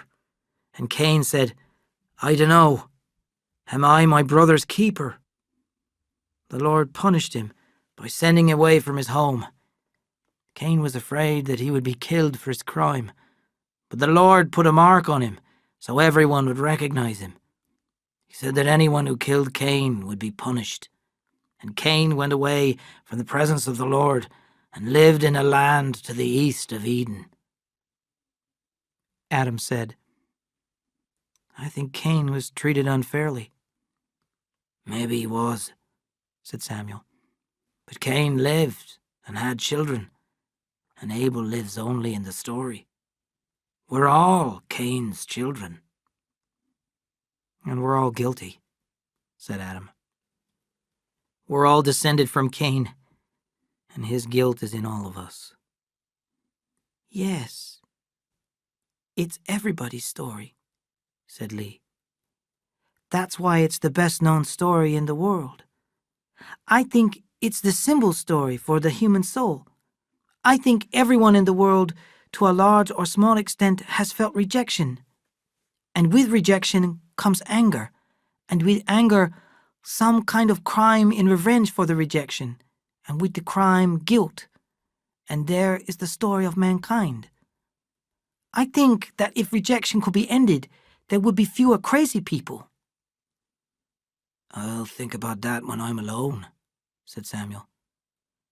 I drove over here today to help name the twins, and they're not named. I'll have to be going home soon. Adam said desperately, Name me some names. From the Bible? Asked Samuel. From any place. Well, let's see. Of all the people who started out of Egypt, only 2 came to the Promised Land, Caleb and Joshua. Would you like them for a symbol? Joshua was a soldier, a general, Adam said. I don't like soldiering. I like Caleb, though. Caleb Trask. One of the twins woke up and began to cry. Caleb's named, said Samuel. He's the smart one, the dark one. See? The other one's awake too. Well, I've always liked Aaron, but he didn't reach the Promised Land. The second boy almost joyfully began to cry. He's Aaron, then, said Adam. Yesterday I couldn't tell them apart. Aaron and Caleb. I'm glad you came, Samuel. There's a weight off me. End of CD 2, Chapter 8. Goodbyes. The Hamiltons were strange, nervous people, and some of them were too sensitive, and they broke down. This happens often in the world. Of all his daughters, Una was Samuel's greatest joy. Even as a little girl, she hungered for learning. Una and her father shared a love of learning. Secret books were borrowed and read, and their secrets communicated privately. Una met and married a dark, serious man. He was one of those men who live in poverty so that they can learn. He studied photography. He believed that the exterior world could be transferred to paper. not in the ghost shadings of black and white, but in the colors the human eye sees. He took Una away to the north, and it was black and lost where he went, and they must have had a very hard life. Una wrote letters without joy, but also without self-pity, and then she died, and her body was shipped home. Una was dead before I remember, but George Hamilton told me about it years later, and his eyes were full of tears. Her nails were broken, and her fingers were all cracked and worn out, and her poor dear feet, they had not worn shoes for a long time. Una's death struck Samuel like a silent earthquake. He felt that he could have done more for her. His young skin turned old, his clear eyes dulled, and his great shoulders bent. He became an old man. His other children were doing well. George was in the insurance business. Will was getting rich. Joe had gone east and was helping invent a new profession called advertising. The girls were married, all except Desi, and she had a successful dressmaking business in Salinas. Only Tom had never got started. Samuel told Adam that he came close to greatness, but he could not decide what to do. Sometimes Tom took me fishing. We started before the sun came up and drove the horse cart straight toward the mountains. I can't remember the sound of his voice or the kind of words he used. I can remember both about my grandfather, but when I think of Tom, it's a memory of a kind of warm silence. Maybe he didn't talk at all. On Thanksgiving of 1911, the Hamilton family gathered at the ranch. They arrived with presents and more food than even this family could eat. Their children filled up the place with noise. Liza ordered and organized, and Samuel stayed with the talk and the singing and the memories until suddenly he tired and he went to his bed. When the mother and father were gone, Will brought the whiskey in from the blacksmith shop, and the family had a meeting. There were Tom and Desi, George and his pretty Mamie, Molly and William J. Martin, Olive and Ernest Steinbeck, Will and his Deela. They all wanted to say the same thing, all 10 of them. Samuel was an old man. It was a shocking discovery for them all, like suddenly seeing a ghost. Will Martin said, "Life is too hard here. Why don't we get 'em to sell out and move to town? Molly and I would like them to come and live with us." They were silent after that. The idea of not having the ranch, the dry, stony desert of the heartbreaking hillside, was shocking to them.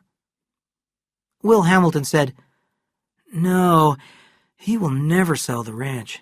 And if he did, I don't think he'd live a week. But there's another way. Maybe he could come for a visit. Tom, could you run the ranch?" "Oh, that's nothing," said Tom. "It's no trouble to run the ranch because the ranch doesn't run. Never has. But I can't talk to him about it. He'd know why we were doing it." George said, "We could write it in a letter, a kind of invitation. And when he got tired of one of us, he could go to another." And that is how they left it. Tom brought Olive's letter from King City and gave it to Samuel.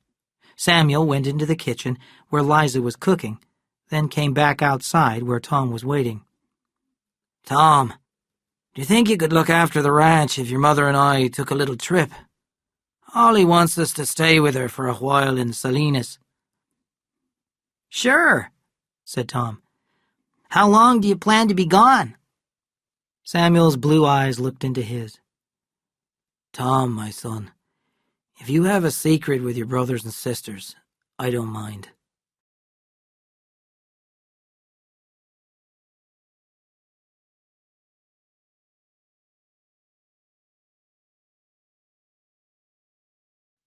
Having made up his mind, Samuel made formal calls on all his neighbors, the old-timers who remembered how it used to be. And when he drove away, they knew they would not see him again, although he did not say it.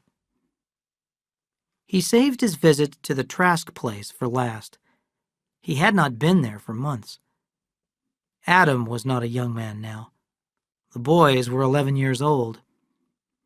"How is Adam?" Samuel asked. He's all right, Lee said, but he hasn't changed much. "And how are the boys?" You'll see when they come home from school. They're like two sides of a coin. Cal is quick and dark and watchful, and his brother, well, he's a boy you like before he speaks and like more afterward. The dinner table was set in the house. The twins came in silently and stood shyly staring at their guest. "It's a long time since I've seen you boys. You're Caleb, aren't you?" I'm Cal. "Are you called Aaron?" Yes, sir. Lee laughed. He spells it with one A. The two A's seem a little fancy to his friends. I've got 35 Belgian rabbits, sir, Aaron said.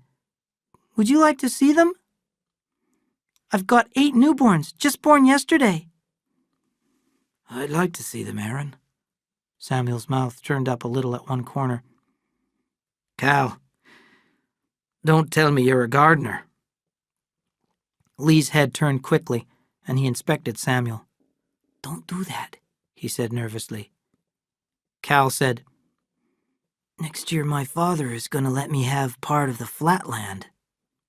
Aaron said, I have a male rabbit that weighs 15 pounds. I'm going to give it to my father for his birthday. Adam joined them at the table, and the boys ate quickly and quietly, then excused themselves. Lee brought the coffee pot to the table and filled the cups and sat down. Mr. Hamilton, do you remember when we talked about the story of Cain and Abel? I certainly do. That was a long time ago. 10 years nearly, said Lee. Well, the story affected me deeply, and I read every word again. Then I compared the translations we have, and they are fairly close. There was only one place that bothered me. It is when the Lord has asked Cain why he is angry. The Lord says, if you do well, you will be accepted, and if you do not do well, you will sin. And your sin will try to rule over you, but you will rule over it. In the English translation, this was a promise that Cain would overcome sin. Then I got an American translation of the Bible.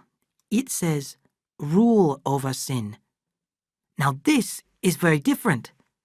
This is not a promise. It is an order. And I began to worry about it. I wonder what the original word of the original writer had been, that these very different translations could be made. Samuel leaned forward, and the old young light came into his eyes. Lee, he said, don't tell me you studied Hebrew. I'm going to tell you. I went to San Francisco, to the headquarters of our family association. It's a center where any member of the Lee family can get help or give it.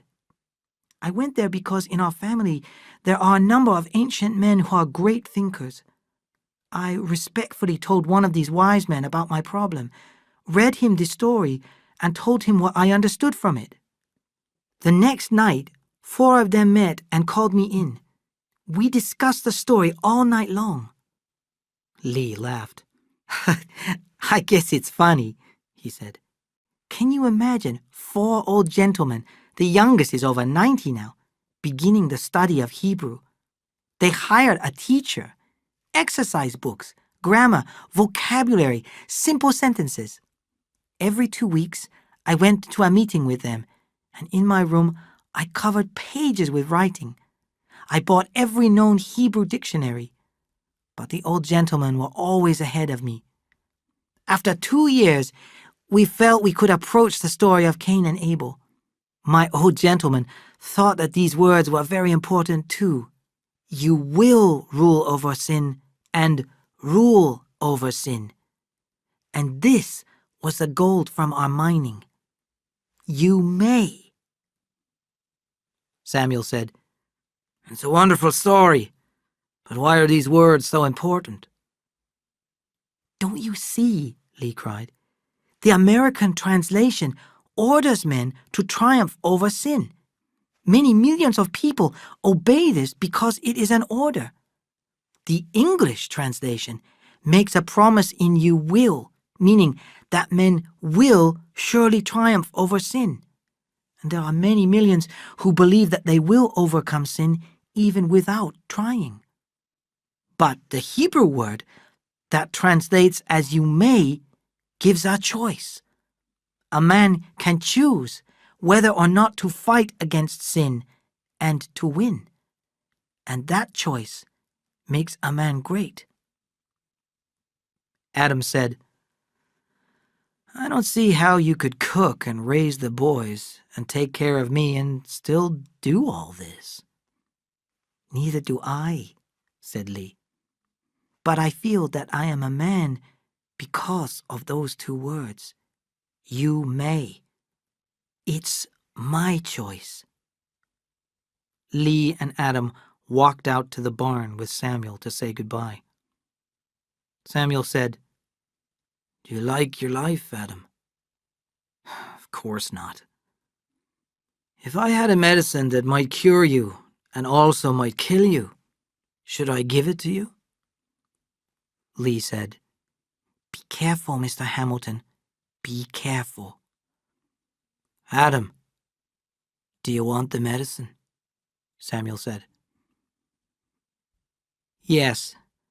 I don't know what it is, but give it to me." "Adam, Kathy's in Salinas. She owns a whorehouse, the most vicious in this whole end of the country. The worst things humans can think of are for sale there, and the worst people come there for satisfaction. But it's worse than that. Kathy, and she's now called Kate, takes the fresh and the young and the beautiful and damages them so that they can never be healthy again. Now there's your medicine. Let's see what it does to you." You're a liar, Adam said. No, Adam. I'm many things, but I am not a liar. Lee, is this true? Yes, it's true. Adam stood for a moment, and then he turned and ran. They could hear his heavy steps running and tripping until he went over the hill.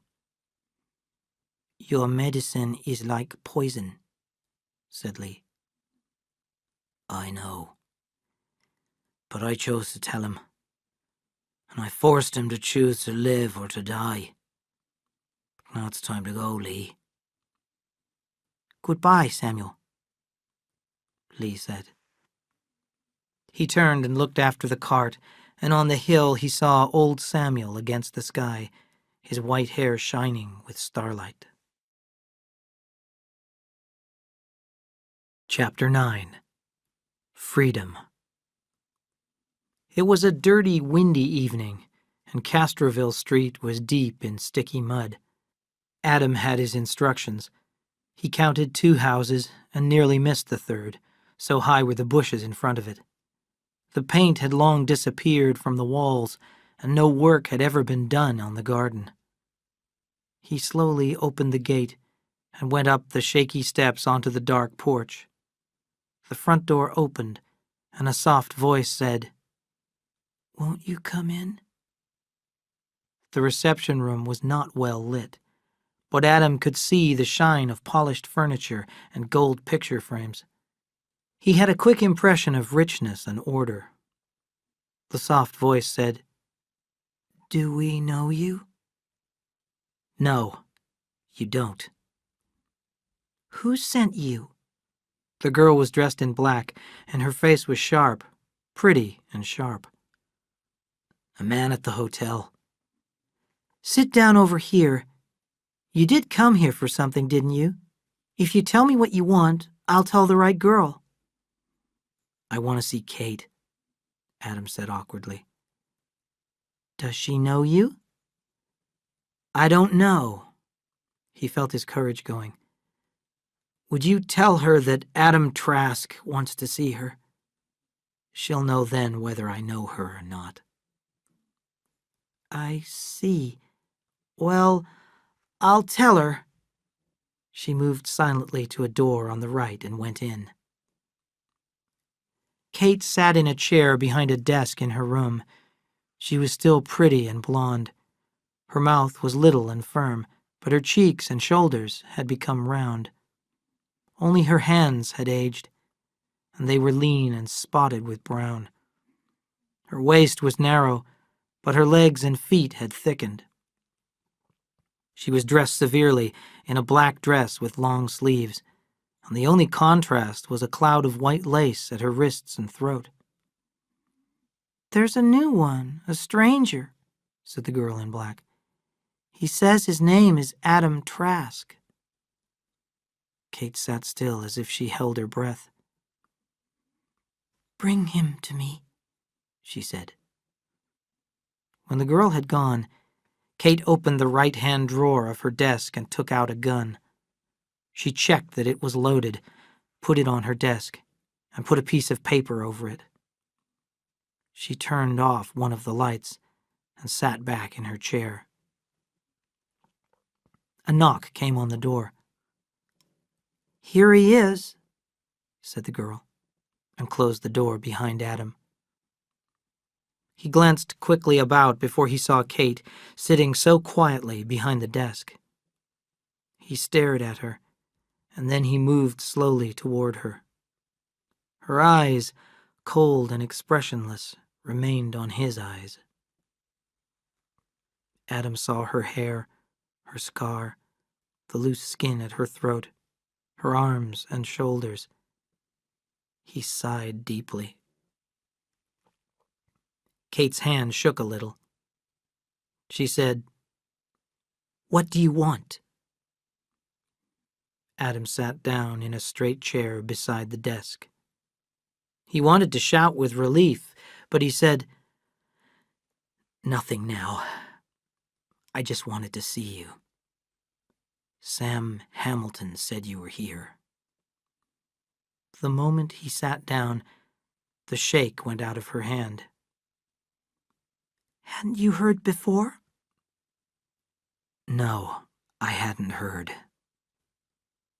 I expected you for a long time, and when you didn't come, I guess I forgot you. I didn't forget you, he said. But now I can. Her lips closed and straightened, and her eyes narrowed with cruelty. You think you can? I know I can. She changed her manner. Maybe you won't have to, she said. If you feel all right about everything, maybe we could spend some time together. I don't think so. I have to go. I just came up to Sam Hamilton's funeral. I hated him, she said. I would have killed him if I could. Why? He was a good man. He pretended to be good, but he was a liar. That's what I hate. The liars. And they're all liars. Adam's eyebrows went up. You mean that in the whole world there's only evil and madness? That's exactly what I mean. Would you like me to prove it? She took a pile of brown envelopes from her desk drawer. Take a look at these, she said. I don't want to. I'll show you anyway. She took out a photograph. Look there. That's a state senator. Look at his fat stomach. He likes whips. Look at the expression on his face. He's got a wife and 4 kids. Look at this. This piece of white fat is a councilman. This big red Swede has a ranch out near Blanco. Look here. This is a professor at Berkeley. I don't want to see these, said Adam. Well, you have seen them, and you don't believe it. I'll make you beg to get in here. She tried to force her will on him, but she saw that he was free. Her rage turned to poison. "No one has ever escaped," she said softly. "I have to go," said Adam. "I don't understand. I know, but I can't believe. But no, it can't be a bad dream. No. Because I remember you are the mother of my sons. You haven't asked me about them." Kate smiled cruelly. Your sons? I am the mother. But how do you know you are the father? Adam's mouth dropped open.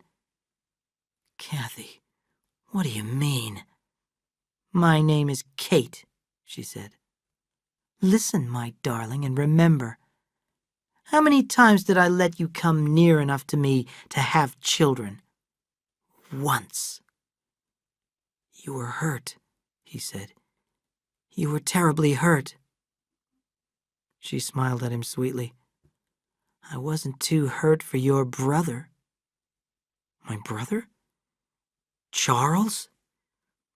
You are a devil." I don't believe it. But it wouldn't matter, even if it were true." Then suddenly he laughed, because he knew that this was so. He moved slowly toward the door. Kate screamed, Adam! He turned slowly. He smiled at her as a man might smile at a memory. Then he went out and closed the door gently behind him. Kate sat staring at the door. Her eyes were desperate. Samuel's funeral and the talk with Kate should have made Adam sad and bitter, but they did not. He felt young and free as he got off the train in King City. On his drive back to the ranch, he saw things he had not noticed for years. He saw the wild flowers in the heavy grass, and he saw the red cows against the hillsides, moving up the paths and eating as they went. Suddenly he found himself saying aloud, "I'm free. I'm free. She's gone out of me." Lee came out of the house to meet Adam. How was the funeral? "Lots of people," Adam said. "He had lots of friends. Everything all right here?" He noticed that Lee was staring at him. "Put the horse away, Lee, and then come in and make some tea. I want to talk to you." Adam stirred his tea and watched the sugar disappear. He said, "I went down to see her." I thought you might, said Lee. I don't know how a human man could have waited so long. Maybe I wasn't a human man. I thought of that too. How was she? Adam said slowly, "I can't understand it. I can't believe there is such a creature in the world." Are you all right now? "I am all right," said Adam. "That is what I wanted to talk to you about. I seem to have come out of a sleep. In a strange way, my eyes have cleared. I'm free. Do you know what I'm saying?" Yes, I know. And I can see it in your eyes and in the way your body stands. Adam, looking at him, realized that Lee was not a young man anymore. Lee studied the cup in his hand, and his was a memory smile. Maybe if you're free, you can free me. What do you mean, Lee? Aren't you happy here? Lee said, I don't think any man is happy when there are things undone that he wishes to do. What do you want to do? Well, one thing it's too late for. I wanted to have a wife and sons of my own. I talked to Mr. Hamilton about the other. I want to open a bookstore in Chinatown, in San Francisco. Adam sat silently, stirring his tea. I never thought of you going, Adam said. Could you wait a little while? What for? I want you to help me get to know my boys. I want to organize this place, or maybe sell or rent it. Please try not to hold me back because you need me. That's the worst thing you can do to a lonely man. Adam said, A lonely man? Why didn't I know that? Mr. Hamilton knew, said Lee. I loved Mr. Hamilton. I would like to go to Salinas to visit his grave tomorrow, if you will permit it. Do anything you want, said Adam. God knows you've done enough for me. Chapter 10. Truth and Lies. That year the rains had come so gently that the Salinas River did not overflow. A narrow stream twisted from one side to the other of its broad bed of gray sand, and the water was clear and pleasant. It was very warm for March, and the wind blew steadily from the south and turned up the silver undersides of the leaves. Cal and Aaron climbed up out of the river bottom to the level land. We ought to start back, said Aaron. Maybe Father's back by now. Aaron's eyes were very wide, and he had a beautiful, soft mouth. The width between his blue eyes gave him an expression of innocence. His hair was fine and golden. The sun seemed to light up the top of his head. Cal looked more like Adam. His hair was dark brown. He was bigger than his brother, bigger of bone, heavier in the shoulder, and his jaw had the squareness of Adam's jaw. Cal's eyes were brown and watchful, and sometimes they looked black. They walked along in silence for a time, and then Cal said, All this is our land, all the way over to the river. It's Father's. Yes, but when he dies, it's going to be ours. This was a new thought to Aaron. What do you mean, when he dies? Everybody dies, said Cal. I know that. Aaron wanted to think of something else. Cal said, I know a secret. Where do you think our mother is? She's dead. No, she isn't. She ran away.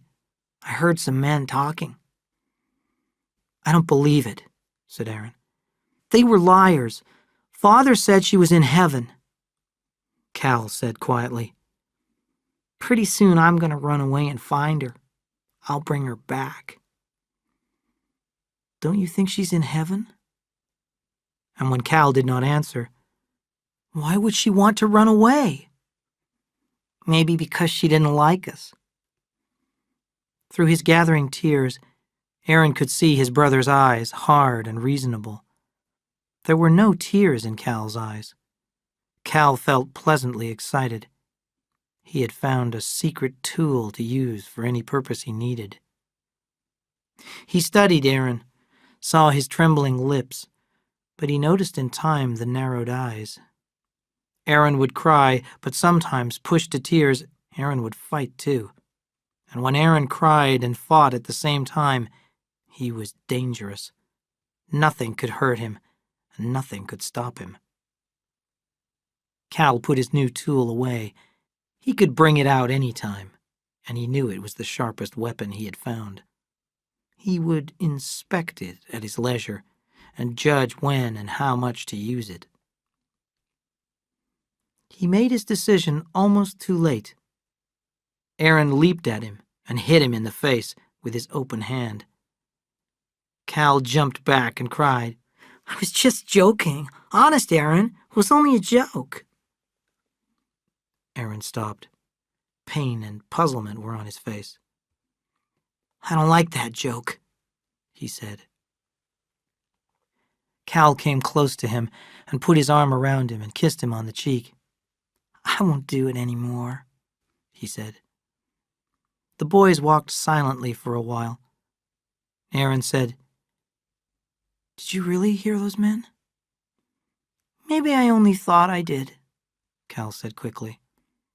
The twins came in sight of the ranch buildings in time to see Lee leading a strange horse and carriage toward the barn.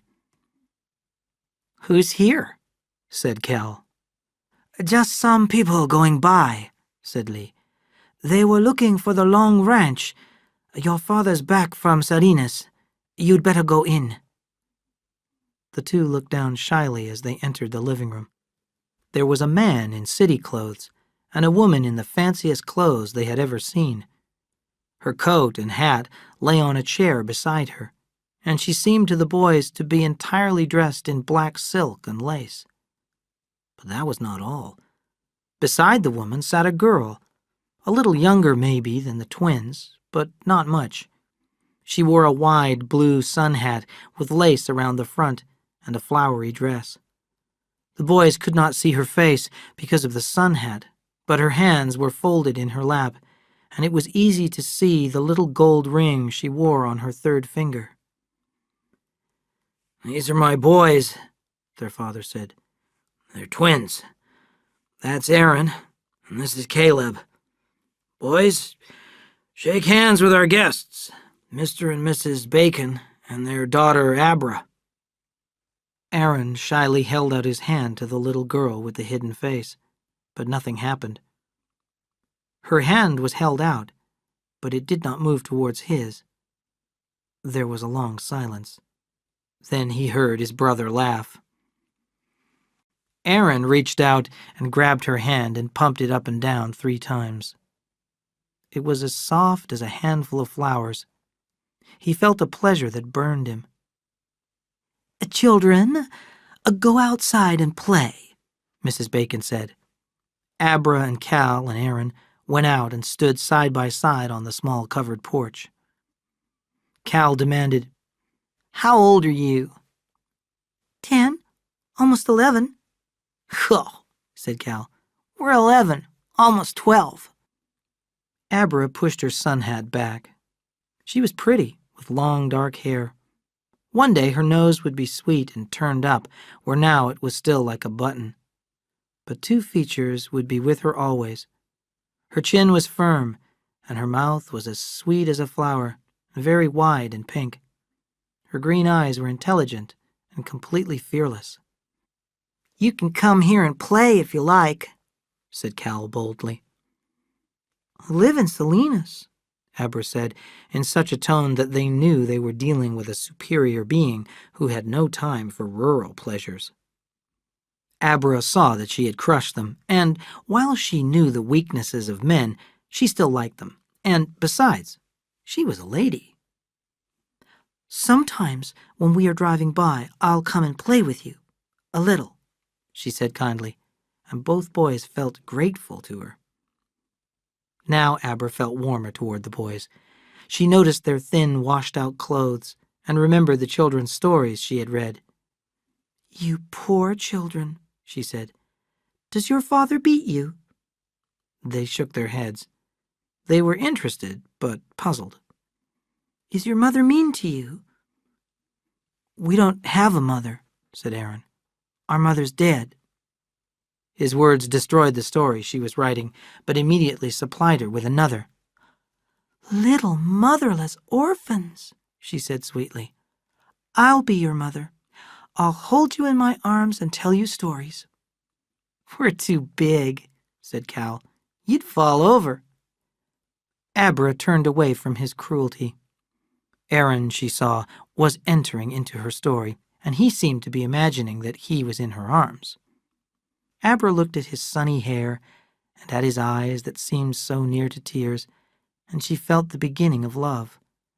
She put her hand on his arm and felt him shiver. "Tell me," she said pleasantly, "where is your mother buried? You could put flowers on her grave." "We don't know," said Aaron. Cal's eyes shone with a new interest. "I'll ask our father where it is so we can take flowers," he said. He was already planning his revenge on Aaron because Abra liked his brother better. At that moment, Lee came out leading the Bacon's horse and carriage.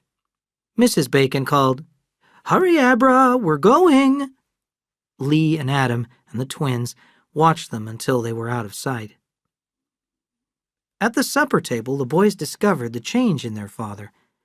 The boys had never learned to tell him of their interests or discoveries or of their needs. They were surprised and a little embarrassed to find that Adam listened to them and asked questions. "What did you think of Abra?" Adam asked. "Is she a nice little girl?" "Oh, yes," said Aaron. "She's good and nice. I wanted to marry her." "You did? What about you, Cal?" "I guess I'll let Aaron have her." Adam laughed, and the boys could not recall ever having heard him laugh. "She's a real nice girl," said Cal. "She said to ask you where our mother's grave is so we can take some flowers." Adam's mind raced. He was not good at lying.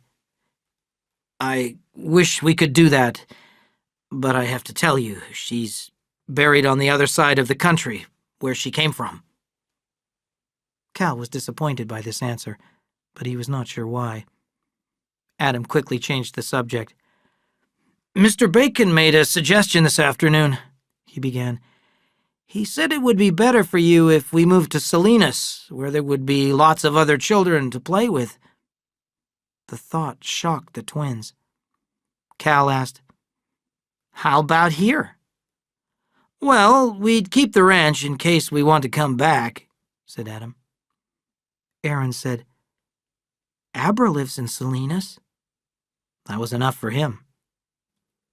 After the boys had gone to bed, Adam said, "Do they know anything?" "I don't know," said Lee. "I wish there were some way you could tell them the truth." "That would rob them of the good thoughts about their mother, Lee."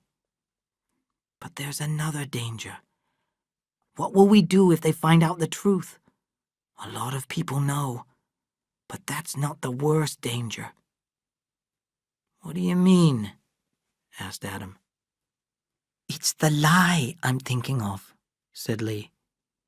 "If they ever found out you lied to them about this, they wouldn't believe anything you'd ever said or done." "I'll think about what to tell them," said Adam. "Lee, if I wanted to take a trip east, would you stay with the twins until I get back? I'd like to see my brother Charles." "Why don't you write and ask him to come out here?" "That's a good idea, Lee. I didn't think of it. How long does it take a letter to go east?" "I don't know," said Lee. 2 weeks, maybe?" Chapter 11.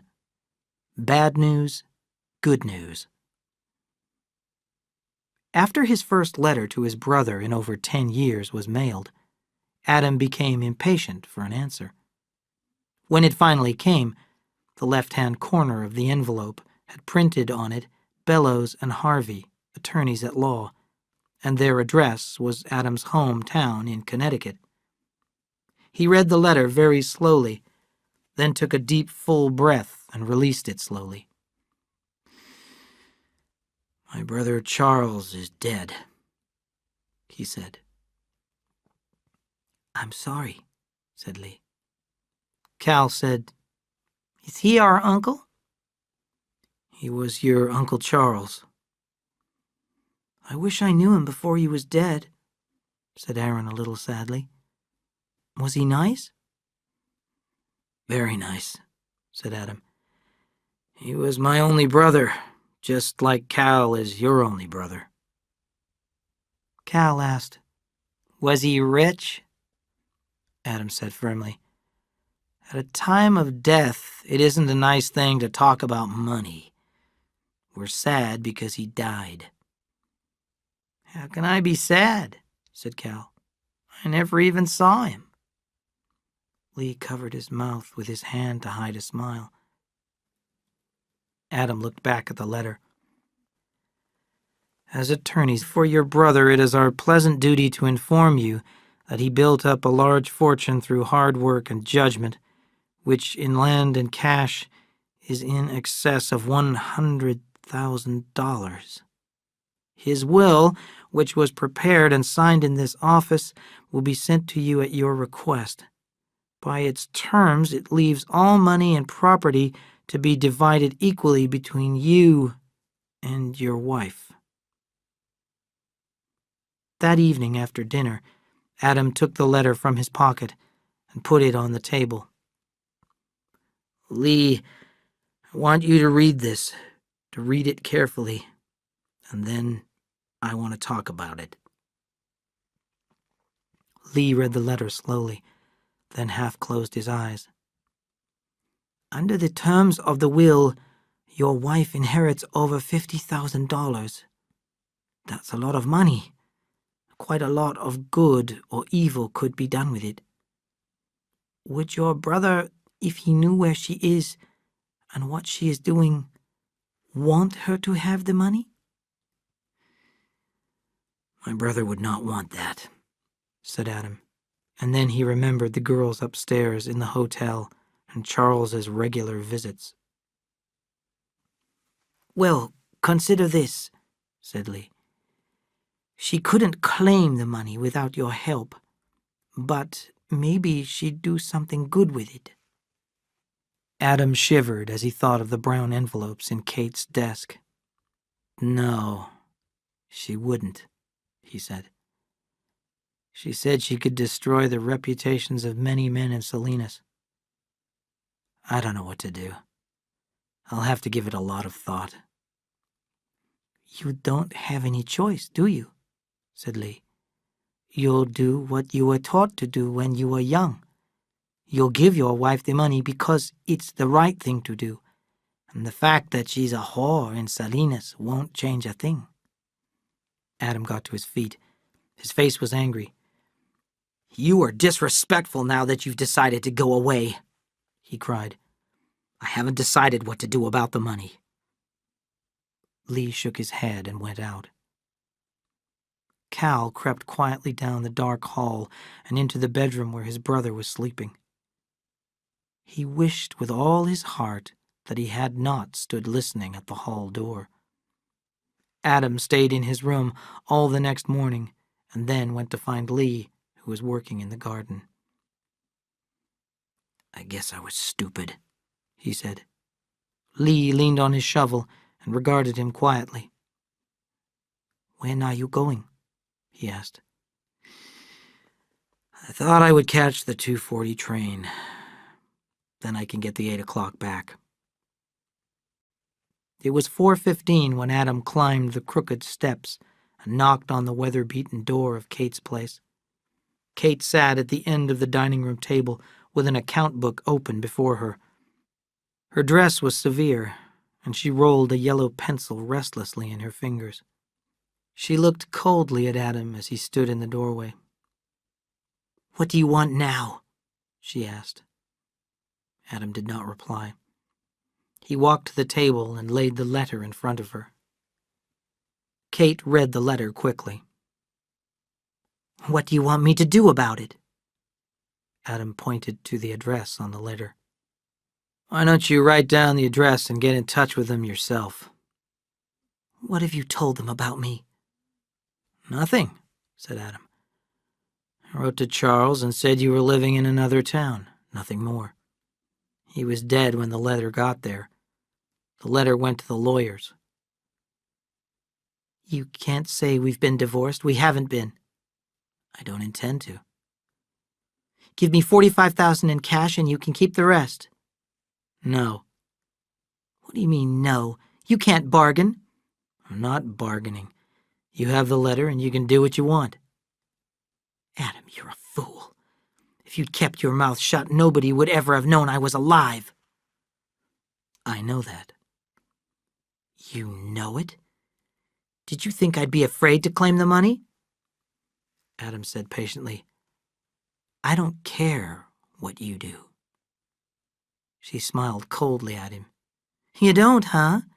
There's a permanent order in the sheriff's office, left there by the old sheriff, that if ever I use your name or admit I'm your wife, I'll get sent out of the county and the state. Aren't you tempted to get me sent away and take all the money?" "I brought you the letter," Adam said. And I want to know why, she said. I don't know what the trick is, but I'm going to find out. I'm not interested in what you think or what you think of me, said Adam. Charles left you the money in his will, and he wanted you to have it.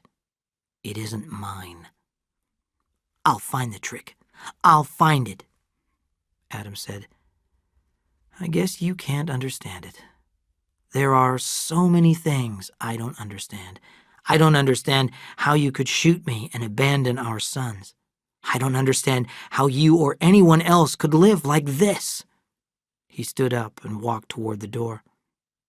You're changed, Mr. Mouse, she called after him. Have you got a woman at last? Adam stopped and turned, and his eyes were thoughtful. I just said I didn't understand you, he said slowly. Just now it came to me what you don't understand. You know about the ugliness in people. You showed me the pictures, but you don't know the rest.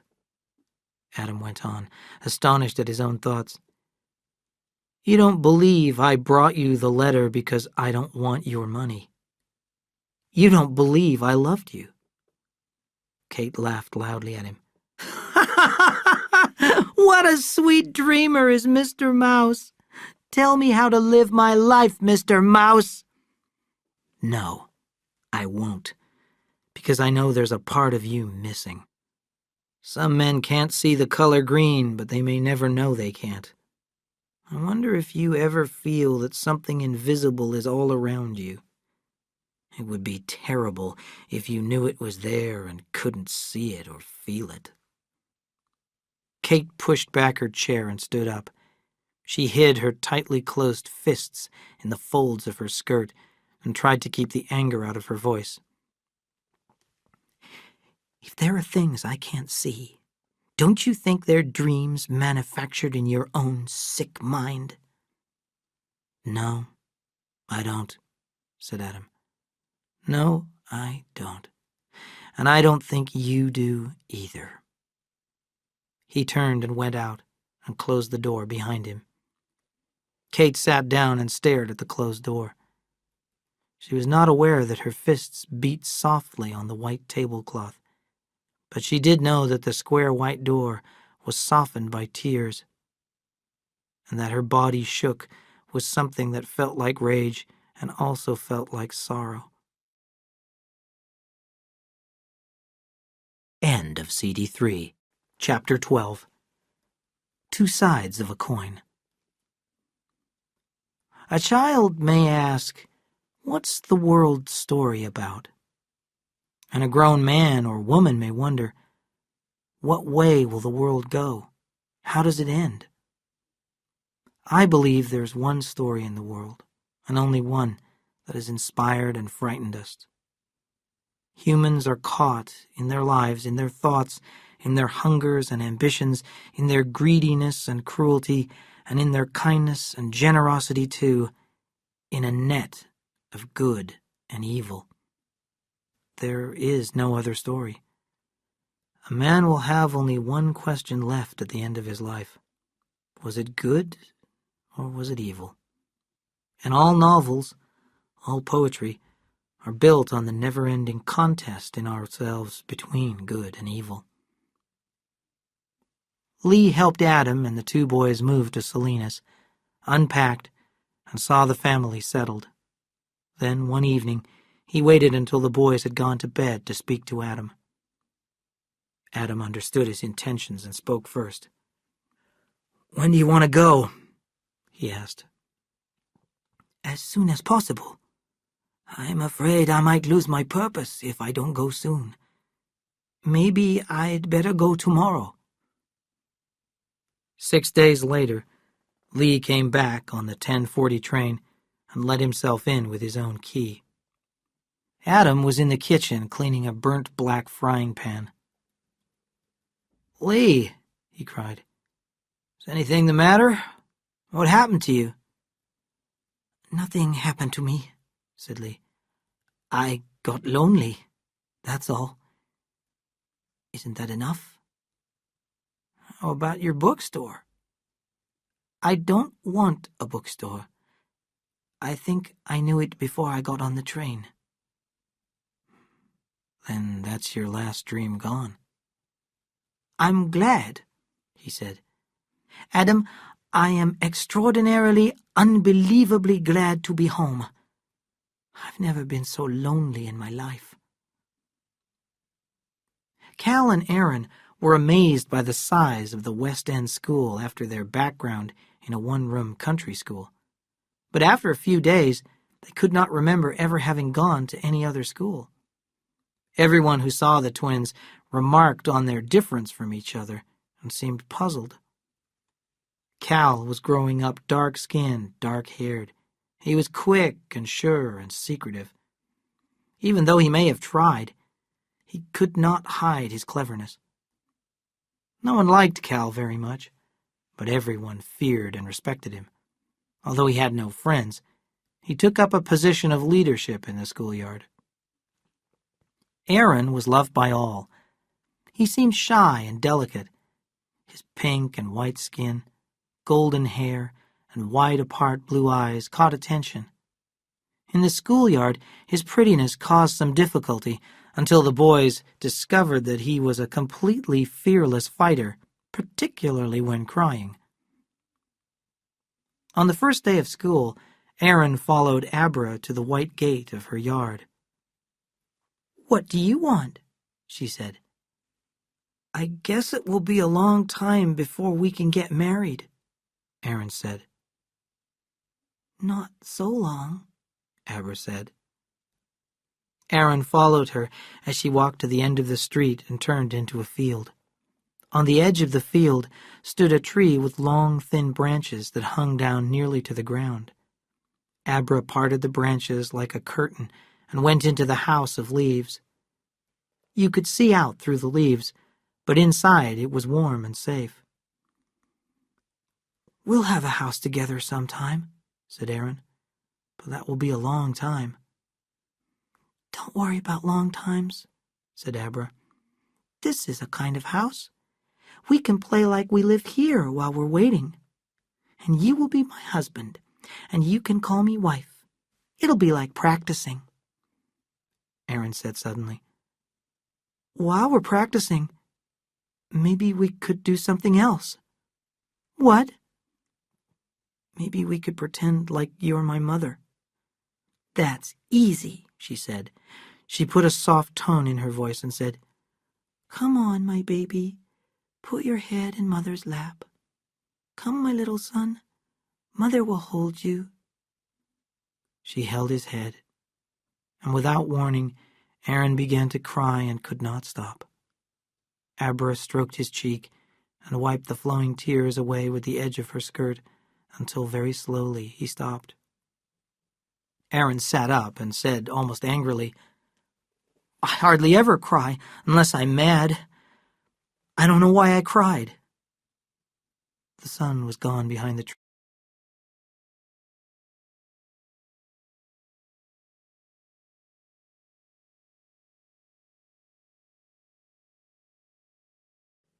It was February of 1915.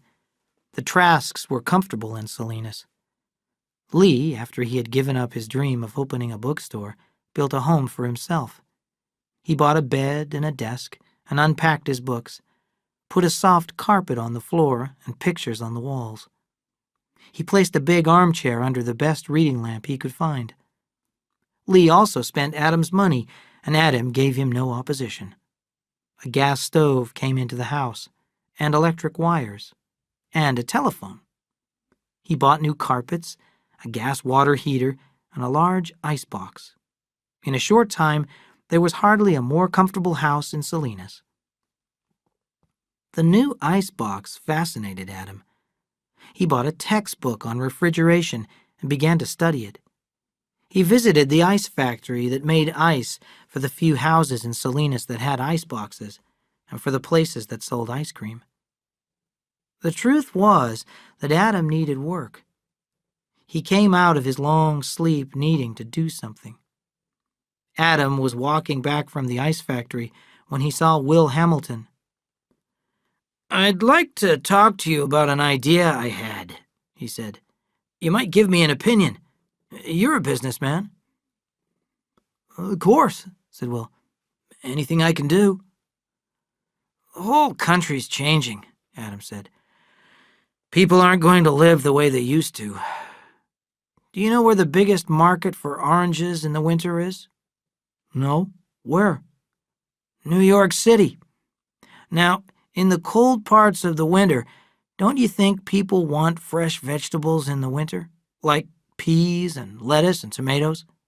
In a big part of the country, they don't have those things for months and months. And right here in the Salinas Valley, we can raise them all year." "So what's your idea?" "I was thinking of buying the ice factory here in Salinas. Then I could pack lettuce in ice to keep it fresh and ship it to the East Coast by rail." "That will cost a lot of money." "I have quite a lot of money." "Stop right there, Adam," said Will. "Forget your idea. People in the East aren't used to vegetables in the winter. They wouldn't buy them. Your train could get stuck on a sidetrack and you'd lose everything. The market is controlled. I know you don't want my advice, but leave refrigeration alone. The war in Europe is going to go on a long time, and when there's a war, there are going to be hungry people. If you plant beans on your bottom land, your boys won't have to worry about the future. Beans are up to 3 cents now. If we went into the war, I wouldn't be surprised if they went up to 10 cents. Will went away feeling good. He knew that he had given good advice. "How about the ice factory?" said Lee. "I think I'll buy it." "You might plant some beans, too." Later in the year, Adam made his great try, and it was a sensation in a year of sensations, both locally and internationally. As he got ready, businessmen spoke of him as far-seeing, forward-looking, progress-minded.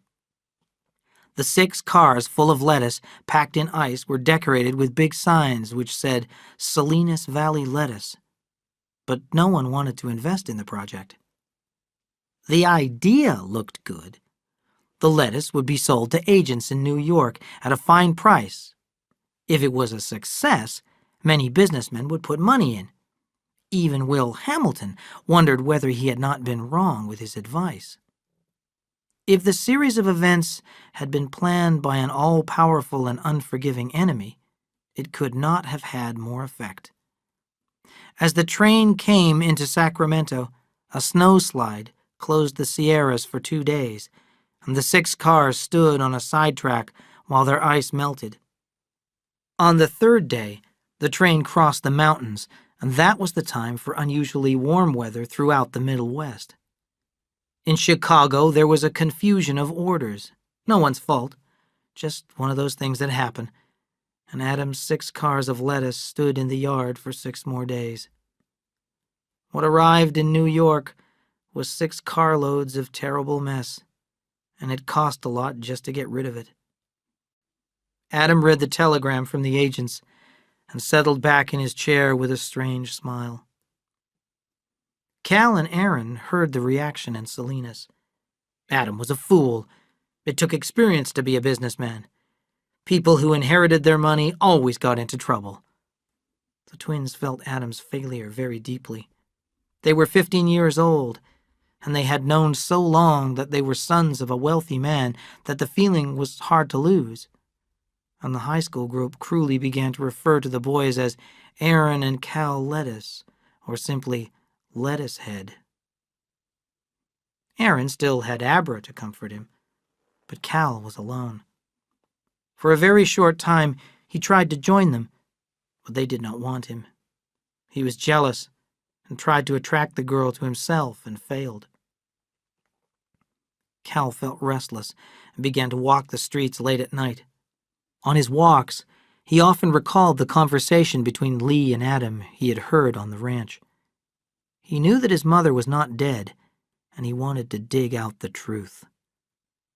One night, Cal ran into Rabbit Holman, who lived near the ranch. He had sold a piece of his land at a fine price, and he was celebrating in Salinas by getting drunk. He drank whiskey from a bottle as they walked along together, and soon he had forgotten not only who Cal was, but also how old he was. And he said, Harry, I'll tell you what we'll do. We'll go to Kate's place. You remember who Kate is, don't you? She's Adam Trask's wife, the mother of those twins.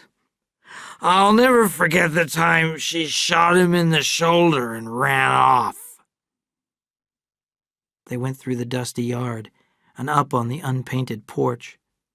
The guard at the door did not look closely at Cal as they joined the nervous waiting men. One night, Lee heard a quiet knock at his door, and he let Cal in. Cal spoke softly and rapidly. I know where my mother is and what she's doing. I saw her. What do you want to know? Lee asked softly. Does my father know? Yes. Why did he say she was dead? To save you from pain. Did she shoot him? Yes. Why? Because he didn't want her to go away. He loved her with his whole mind and body. He gave her everything. Lee, why did she do it? I don't know. It seems to me that she is not like other people. She was full of hatred, and her hatred wasn't healthy. It wasn't angry. It was heartless. Tell me, Cal, do you hate your mother? Yes, said Cal. I hate her because I know why she went away. I know because I've got her in me. His head was down, and his voice was heartbroken. Lee jumped up. You stop that, he said sharply. Of course, you may have that in you. Everybody has. You've got your father in you too, so don't use the excuse that you inherited it from your mother. Whatever you do, it will be you who does it, not your mother. Cal was growing toward manhood, and his discovery sharpened all his emotions. He saw Adam's sadness and loneliness, and there grew in him a great love for his father and a wish to protect him. Aaron was changing too, but his feelings took a religious direction.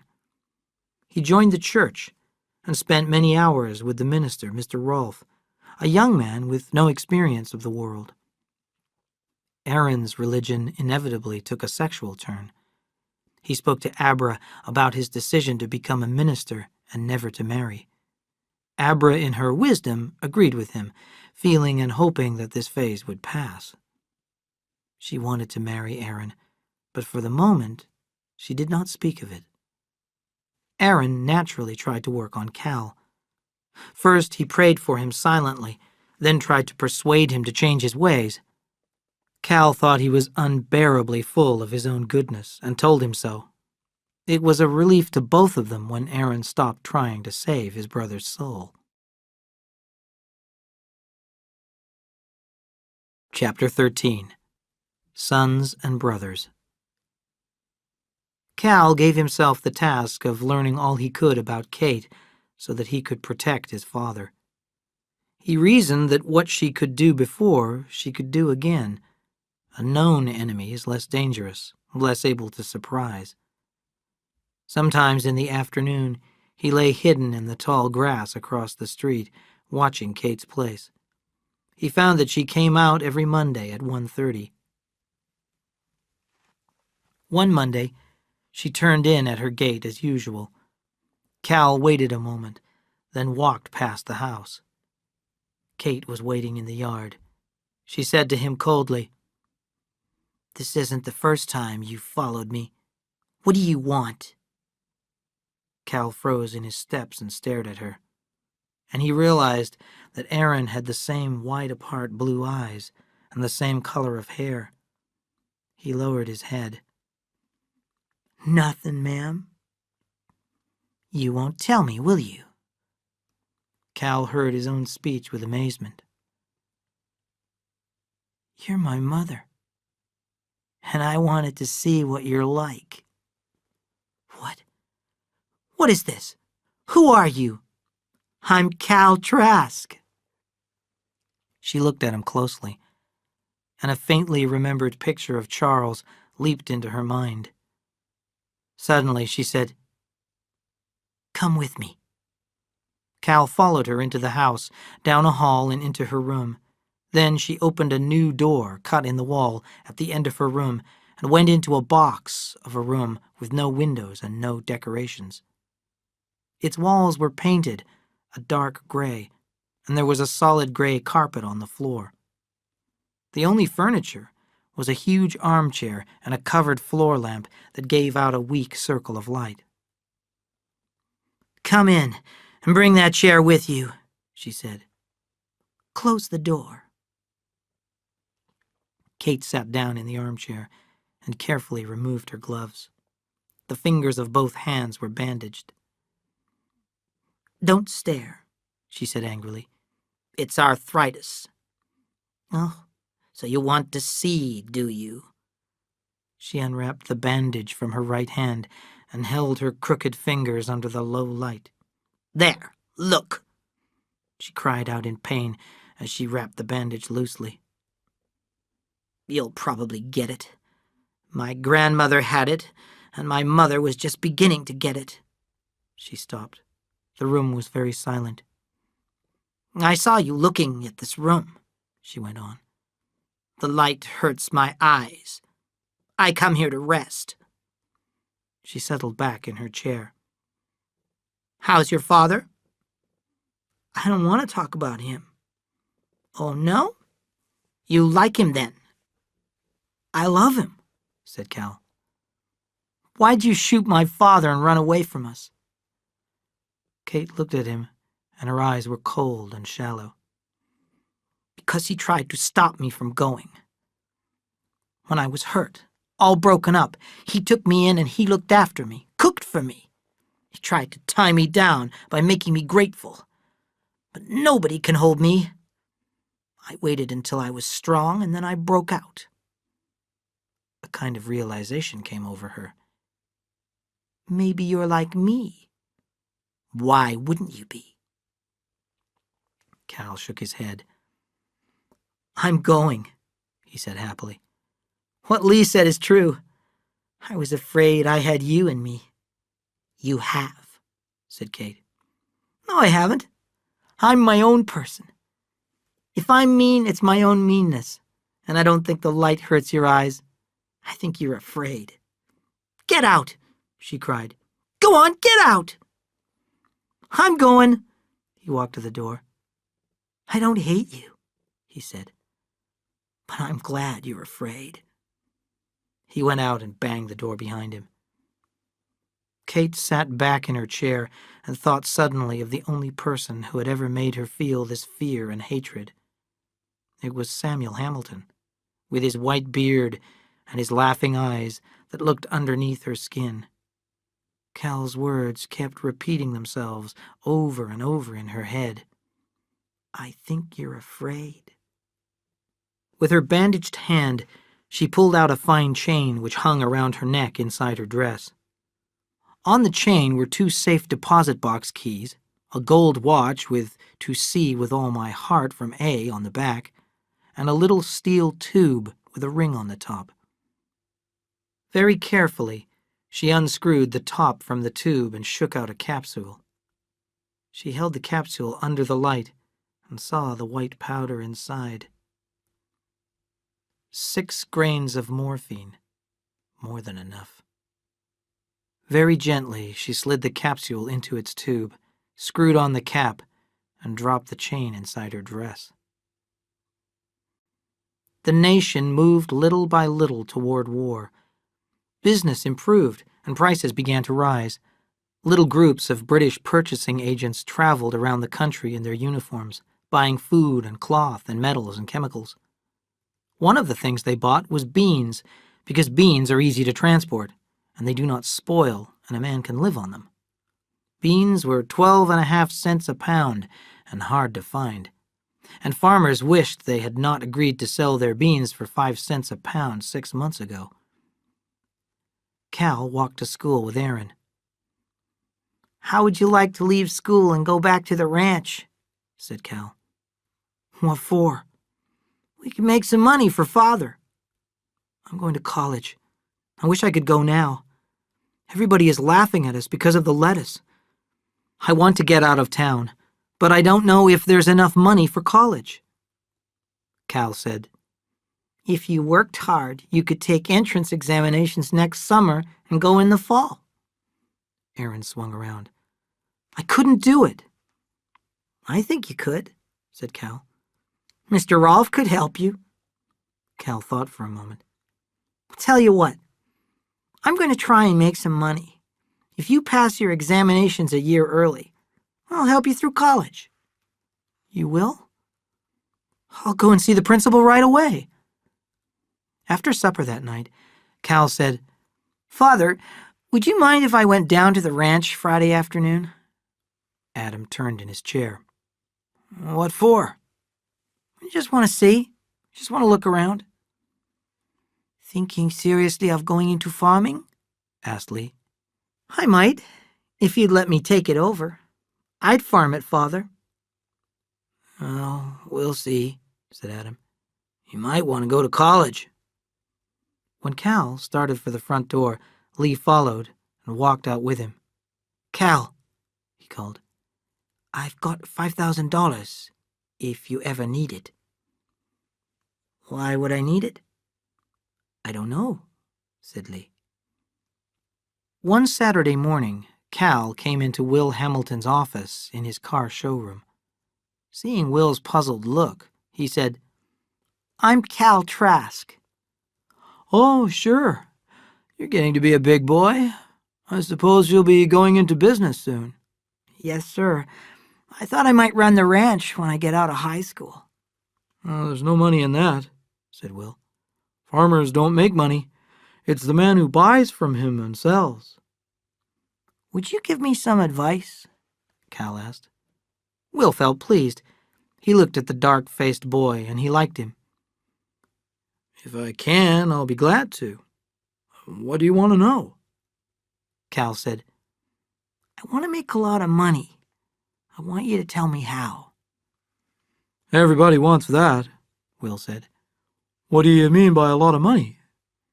$20,000 or $30,000? Will smiled kindly. "Can you tell me why you want to make so much?" My father lost a lot of money. I want to make enough money to give him back what he lost." Will looked at him in surprise. "Why?" "Because I love him."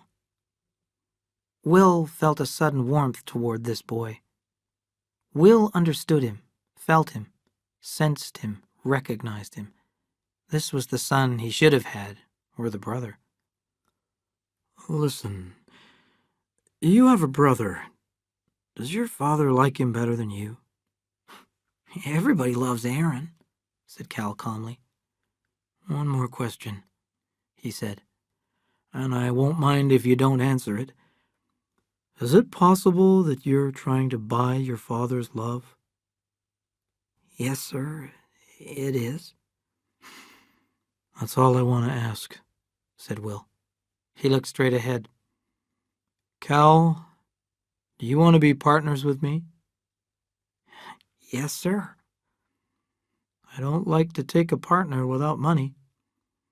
"I can get $5,000, said Cal. "Where will you get it?" "I won't tell you, sir." Will shook his head and laughed. "I believe you. Now I want you to listen. We're going to be in this war any time. Do you know the present price of beans?" "I'm not sure. I think around 3.5 cents a pound." "Right. But you don't want to farm. You're too smart. The man who rented your father's farm is called Rantani. He's a good farmer. If we offer him 5 cents a pound and give him a seed loan, he'll plant beans. So will every other farmer around here." Cal said, What are we going to do with 5-cent beans in a 3-cent market? Will said. Are we partners? Yes, sir. They shook hands seriously. I have a contact with the British Purchasing Agency, Will said. I bet we can sell all the dried beans we can find at 10 cents a pound or more. Now, would you like to go up to the old place and talk to Rantanny? Yes, sir, said Cal. One late summer day, when Lee came back from the market, he found Adam leaning back in his chair and smiling at the ceiling. Today I met Mr. Kilkenny from the high school.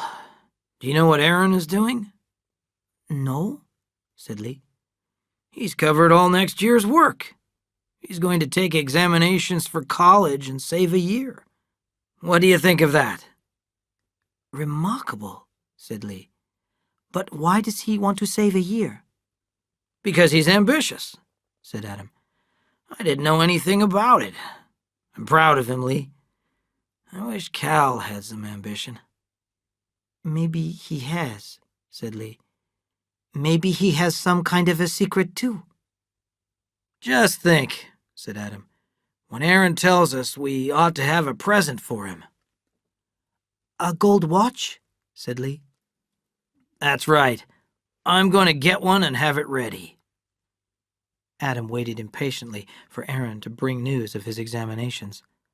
The gold watch lay in his drawer, and Lee had his instructions. On the evening of the day of the announcement, he would cook a turkey and bake a cake. One evening, Cal came in and asked Adam, "Where's Aaron?" His teacher asked him to have dinner with him, said Adam. "I guess they want to celebrate," said Cal. Celebrate? The exams. Didn't he tell you? He passed them. When Aaron came home, Lee was waiting for him on the porch. "Sit down. I want to talk to you. Why didn't you tell your father you passed the tests?" "He wouldn't understand." "Aaron, can't you tell me what's the matter with you? You always used to." Suddenly, Aaron broke down. "I want to go away. I don't belong here. I wish we hadn't ever come here." Lee put his arm around his shoulder to comfort him. "You're growing up," he said. "Maybe that's it. Wait a little while, and it will be over. Go to bed now, and in the morning get up early, and tell your father about the tests. Make it exciting. He's lonelier than you are because he has no lovely future to dream about. And Aaron, your father left a present on your pillow." Kate was feeling better. The new medicine seemed to be doing her some good. Her hands were less painful, and she had had a good night's sleep, the first in a long time. The difference in her rested face was amazing. She looked 10 years younger. As she looked in the mirror, her thoughts jumped to that other face so like hers. What was his name? Alec? She laughed. Mother of 2 sons, and she looked like one. And if anyone had seen her with the blonde one, could they have any doubt? But what would Aaron, that was his name, what would he do if he knew? His brother knew. Suddenly, she knew that she did not want Aaron to know about her. Maybe he could come to her when she started a new life in New York. She would take him to the theater, to the opera, and people would see them together and wonder at their loveliness and recognize that they were either brother and sister or mother and son. Chapter 14. Jealousy and Revenge. We did not have many soldiers in France the first winter of the war, but we had millions in training ready to go. In the Trask house, Lee and Adam put up a map of Europe with lines of colored pins marking where our soldiers were, and this gave them a feeling of taking part in the war. Then Adam was appointed to the draft board, choosing the young men who would be sent away to fight. He was a logical man for the job. The ice factory did not take up much of his time, and he had a good service record. Adam worked hard and honestly and sadly. He knew that the young men he passed to the army were under sentence of death. And because he also knew he was weak, he was less likely to accept an excuse or a minor disability. Adam looked forward to Thanksgiving when Aaron would come home from college. Aaron was terribly homesick. He realized that he had made a mistake. He had decided that at Thanksgiving he would go home, and then he would be sure. Aaron tapped softly at his brother's bedroom door and went in. Cal sat at his desk working with tissue paper and red ribbon. He quickly covered it up as Aaron came in. Aaron smiled. "Presents?" "Yes," said Cal, but did not explain. Aaron sat on the bed. He was silent so long that Cal asked, "What's the matter? You got trouble?" "No, not trouble. I just wanted to talk to you. I don't want to go on at college." Cal looked up quickly. "You don't? Father will be disappointed. What do you want to do?" "I thought about taking over the ranch. Aber told me a long time ago that's what she'd like. I want to talk to Father about it tomorrow." Cal suddenly felt angry. Aaron was trying to take the day away from him. It was not Aaron's day. It was Cal's day. He had planned this day for himself, and he wouldn't give it up. Then he looked at his brother, at the light hair and the wide-apart eyes, and suddenly he knew why his father loved Aaron, knew it beyond doubt. He looked like her. Then he was bitterly ashamed. He thought, "It's just jealousy. I'm jealous." He asked himself, "Why am I giving this money to my father? Will Hamilton said it. I'm trying to buy his love. There's not one decent thing about me." Then a new voice came into his mind. "Just give it and forget it. Don't expect anything." When Aaron had gone back to his room, Cal uncovered his present. He counted the 15 new bills once more, then wrapped them up and hid them in a drawer under his shirts. But he could not sleep. He was excited and at the same time shy. He wished the day were over and the gift given. After the turkey dinner and dessert, they sat at the table and drank to each other's health.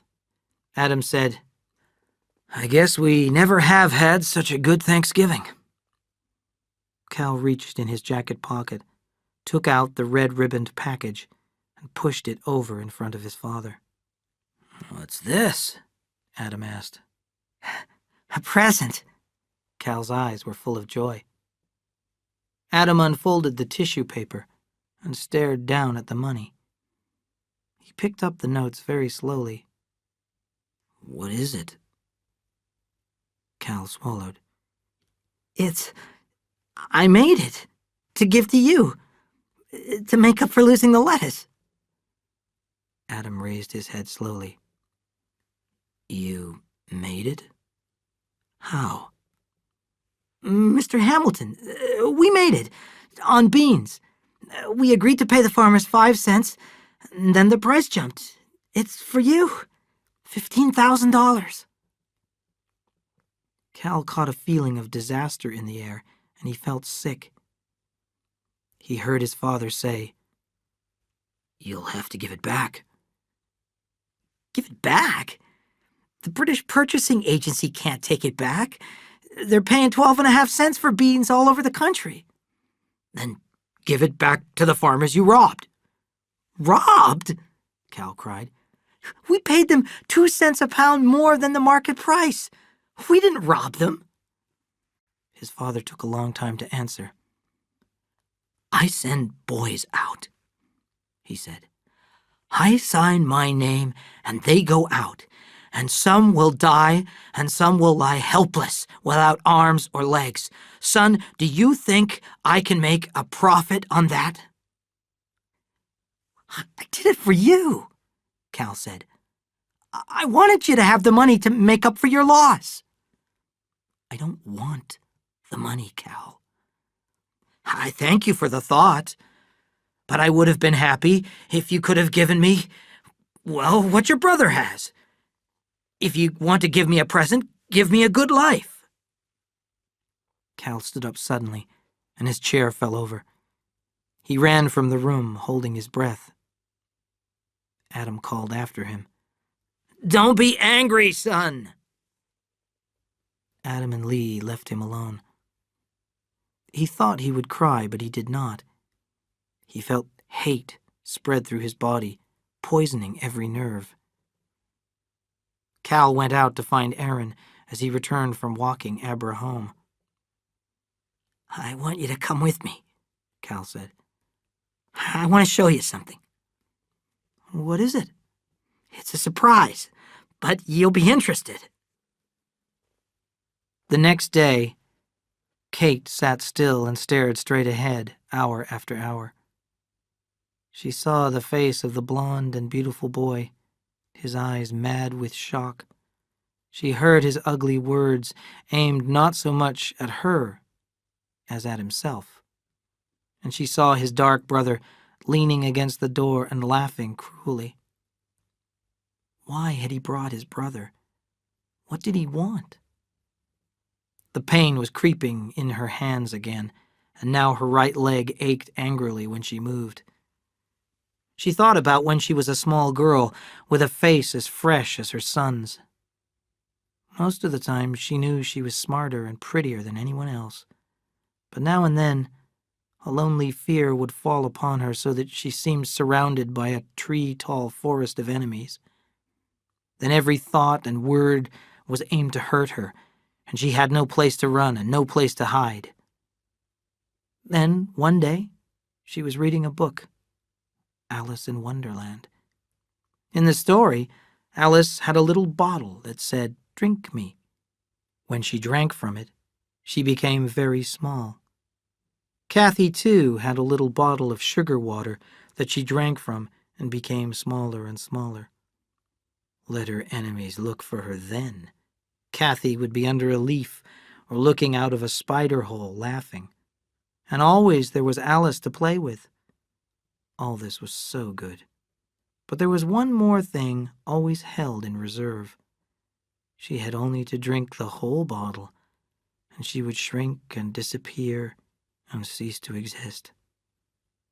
Now Kate was cold and alone, but she was ready, and she knew she had been ready for a long time. She sat up and forced her hand, in spite of the pain, to write plainly, "I leave everything I have to my son Aaron Trask." She dated the sheet and signed it Catherine Trask. At the table she poured cold tea into her cup and went into the gray room and closed the door. She arranged the pillows on the gray chair and sat down. Gently she pulled the chain out from her dress, unscrewed the little tube, and shook the little capsule into her hand. "Eat me," she said, and put the capsule in her mouth. She picked up the teacup. "Drink me," she said, and swallowed the bitter cold tea. Her eyes closed, and her heartbeat and her breathing slowed, as she grew smaller and smaller and then disappeared, and she had never been. The next morning, Sheriff Horace Quinn sat in the dead woman's office and looked through her papers. He read the 2-line handwritten will, then he opened a packet of brown envelopes and removed some photographs. On the back of each one, in Kate's neat, sharp handwriting, was a name and address and a title, Councilman, Judge. He sighed deeply as he called a number. Half an hour later, a nameless man stood beside him in the front office of the old county jail. Quinn wrote a list of names on a sheet of paper. Then he walked over to the wood-burning stove against the north wall of his office. He put a folded newspaper into the stove and lighted it, and dropped the brown envelopes onto the flames. "She's dead now, so you're safe," he said. "These are the only copies, and the negatives were in there."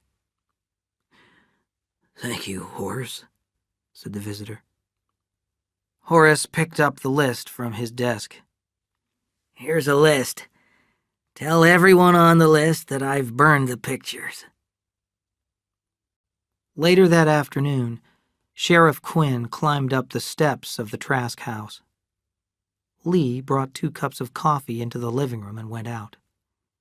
Adam asked, "Is there anything wrong, Horace?" "No, I don't think so, Adam. Was that woman still married to you?" Adam went white. "Yes," he said. "What's the matter?" "She killed herself last night." Adam's face twisted, and he put his face down in his hands and cried. "Oh, my poor darling," he said. Horace sat quietly and waited. After a time, he took the folded will from his pocket and held it out. "There's over $100,000 in her safe deposit boxes." Adam read the 2 lines and went right on staring at the paper and beyond it. "He doesn't know she's his mother." "You never told him?" "No. What should I do?" "I can only tell you what I'd do," Sheriff Quinn said. "I'd tell him everything. I'd even tell him why you didn't tell him before." "Lee," Adam called. "Tell Aaron I want him. He has come home, hasn't he?" Not yet, said Lee. Maybe he went back to school. I'll ask Cal. Cal's face was tired and closed and mean when he came in. Adam asked, "Where's your brother? He hasn't been home for 2 nights." "How do I know?" said Cal. "Am I supposed to look after him?" Adam's body shook as a tiny sharp blue light flashed at the back of his eyes. He said thickly, "Maybe he went back to college." Sheriff Quinn stood up. "You get a rest, Adam. You've had a shock." In his room, Cal sat at his desk, holding his aching head. Cal had never drunk before, and had never needed to. But going to Kate's had been no relief from pain, and his revenge had been no victory. Coming out of Kate's, he had touched his tearful brother, and Aaron had cut him down with a fist like a whip. Aaron had stood over him in the dark, and then suddenly turned and ran, screaming like a broken-hearted child. Cal drank all night. Then he was back in his room. His guilt struck him, and he had no weapon to fight it off.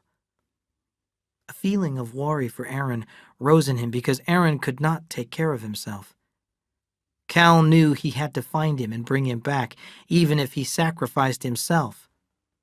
Then the idea of sacrifice took hold of him, the way it does with a guilty-feeling man. Cal took out a flat package from under his handkerchiefs in the drawer. He looked around the room and brought a small dish to his desk. He folded one of the bills in the middle and lighted it with a match. When 6 were burnt, Lee came in without knocking and stood silently, waiting. Cal lighted one bill after another until all were burned. At last, Cal said, "Go ahead. You want to talk to me? Go ahead." "Where's Aaron?" asked Lee. "I don't know. He ran away." Then Cal cried, "Why did I do it?" "Don't make it complicated," Lee said. "You were mad at him because your father hurt your feelings. You were just mean." "I guess that's what I wonder. Why I'm mean. Lee, I don't want to be mean." "Just a second," said Lee. I thought I heard your father come in. Cal, he doesn't look well. He looks like he's in shock. Oh, I forgot. You don't know. Your mother killed herself last night. Cal said, Did she? I hope it hurt. And then, no, I don't want to say that. I don't want to think like that. Lee found Adam leaning against the wall, his hat low over his eyes. Lee helped him into the living room, and he fell heavily into his chair.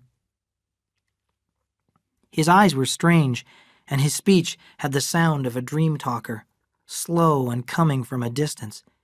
He put his hand into his pocket and slowly brought out a yellow government postcard. Lee, I guess I'll have to get glasses. Can't read it. Letters jump around. You read it. And Lee read, Dear Father, I'm in the army. I told them I was 18. I'll be all right. Don't worry about me, Aaron. Chapter 15. The Only Son. The winter of 1917 to 18 was a dark and frightened time. The Germans smashed everything in front of them, and the war seemed hopeless. Adam was more puzzled than sad. He was released from the draft board as a result of his poor health. Almost daily he spoke of Aaron. I can understand why a young man might want to enlist, he said. If Aaron had talked to me, I might have tried to persuade him against it, but I wouldn't have forbidden it. You know that, Lee. I know it. That's what I can't understand. Why did he run away? Why doesn't he write? Has he written to Abra? I'll ask her. That evening, Lee said, Cal, have you seen Abra? Sure, I see her. She walks away. I don't understand why she hasn't been here. Something's wrong there. Will you ask her to come and see me? I'll try, but I told you, she walks away. Cal tried all the next day to find Abra alone, and it was only after school that he saw her ahead of him walking home. Lee wants to see you, he said. He asked me to tell you. She was pleased. Does he? Tell him I'll come. They walked along in silence until Cal couldn't stand it anymore. You know about Aaron? Yes, she held out a book. Look next to the first page. A penny postcard was inside. Dear Abra, it said. I don't feel clean. I'm not good enough for you. Don't be sorry. I'm in the army. Don't go near my father. Goodbye, Aaron. Cal closed the book angrily. Do you know why he went away? I guess I could figure it out. Do you want to tell me? Abra, I've hurt you more than you know, but I'll tell you, said Cal bitterly. Our mother was a whore. She ran a house here in town. Thanksgiving night, I took Aaron down and showed her to him. Abra broke in excitedly. What did he do? He went mad, just crazy. He shouted at her. Outside, he knocked me down and ran away. Our dear mother killed herself. My father, there's something wrong with him. Now you know about me. Now you have some reason to walk away from me. Cal, she said, I've known about your mother for a long, long time, and there's something else I want to tell you. I don't love Aaron anymore. Why not? I've tried to figure it out. When we were children, we lived in a story that we made up. Then when I grew up, the story wasn't enough. But Aaron didn't grow up. He wanted to believe that his mother was dead and that I was perfect. But I'm not. Tell Lee I'll come. I feel free now. I think I love you, Cal. I'm not good. Because you're not good. Adam often slept until late in the morning. Lee helped him get up. I had a dream, very real, Adam said. I dreamed about my father. A great old gentleman, from all I hear, said Lee. I read all the newspaper articles your brother's lawyer sent. Adam looked calmly at Lee. Did you know he was a thief? You must have dreamed that too, said Lee. He was a thief, said Adam. I didn't think so once, but I do now. He stole from the army. Lee changed the subject. Do you know who Cal saw yesterday? Abra. Adam said. Abra? And then, Oh, sure, Abra. She's a nice girl. Lee wondered what Adam meant, saying his father was a thief. Maybe it was true. Adam, the most honest man it was possible to find, living all his life on stolen money. Lee laughed to himself. Now this second Will, an Aaron who tried to be so pure, living all his life on the profits of a whorehouse. Was this some kind of joke, or did one thing balance another? On May 28th, 1918, American soldiers carried out their first important assignment of the First World War. The 1st Division, General Bullard commanding, was ordered to capture the village of Cantigny on the high ground overlooking the Avre River Valley. The attack was a complete success, and the French government congratulated them. Spring was late that year in the Salinas Valley. Cal and Abra went on a picnic in the Gabilan Mountains to gather wild flowers at the end of May. When Cal returned, all of the lights were on in the Trask house. Adam's door was open, and the sound of voices came from his room. What's going on? Asked Cal.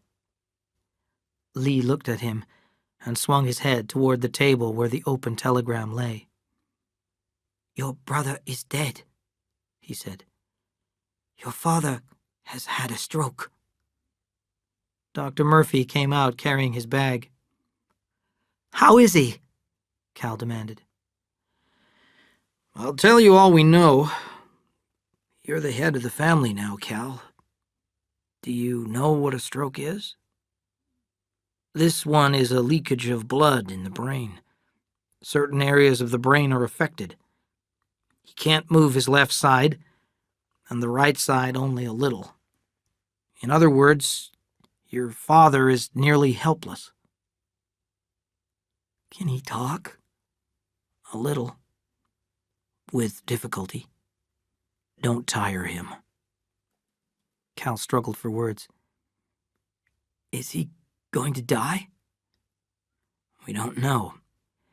He might live for a week, a month, a year, even 2 years. He might die tonight. Cal walked into his father's room and sat down beside the bed. Adam's eyes were calm, aware but not interested. Cal said, I'm sorry, Father. Can you understand me? Adam's eyes did not change or move. I did it, Cal cried. I'm responsible for Aaron's death and your sickness. I took him to Kate's. I showed him his mother. I don't want to do bad things, but I do them. He put his head down on the side of the bed to escape the terrible eyes, and he could still see them. He knew they would be with him, a part of him, all of his life. Lee came into the bedroom. Cal, what do you want? Go to Abra. Cal and Abra walked slowly down the street together. Cal said, Abra, I've killed my brother, and my father has had a stroke because of me. She took his arm and held it tightly with both hands. Cal said, Didn't you hear me? I heard you. Abra, my mother was a whore. I've got her blood, don't you understand? What shall I do? We're going back to your father's house, said Abra. Lee and Cal and Abra went into the bedroom together. Adam, can you hear me? Asked Lee. The blue eyes closed slowly, then opened. Lee said, Thank you, Adam. I know how hard it is. I'm going to ask you to do a much harder thing. Here is your son Caleb, your only son. Look at him, Adam. The pale eyes looked until they found Cal. Lee's voice continued. I don't know how long you will live, Adam, but your son will live. He will marry, and his children will be all that remains of you. He acted in anger, Adam, because he thought you had rejected him. The result of that anger is that his brother and your son is dead. Your son is marked with guilt, almost more than he can stand.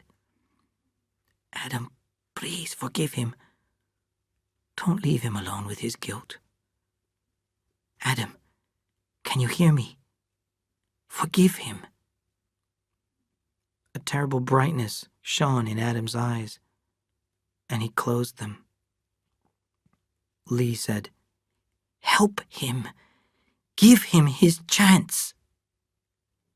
Adam's breath came quick with the effort, and then slowly, his right hand lifted an inch, and then fell back. Lee whispered, Thank you, my friend. Adam's eyes opened, and he tried to speak. His whispered words seemed to hang in the air. He has the choice. His eyes closed, and he slept.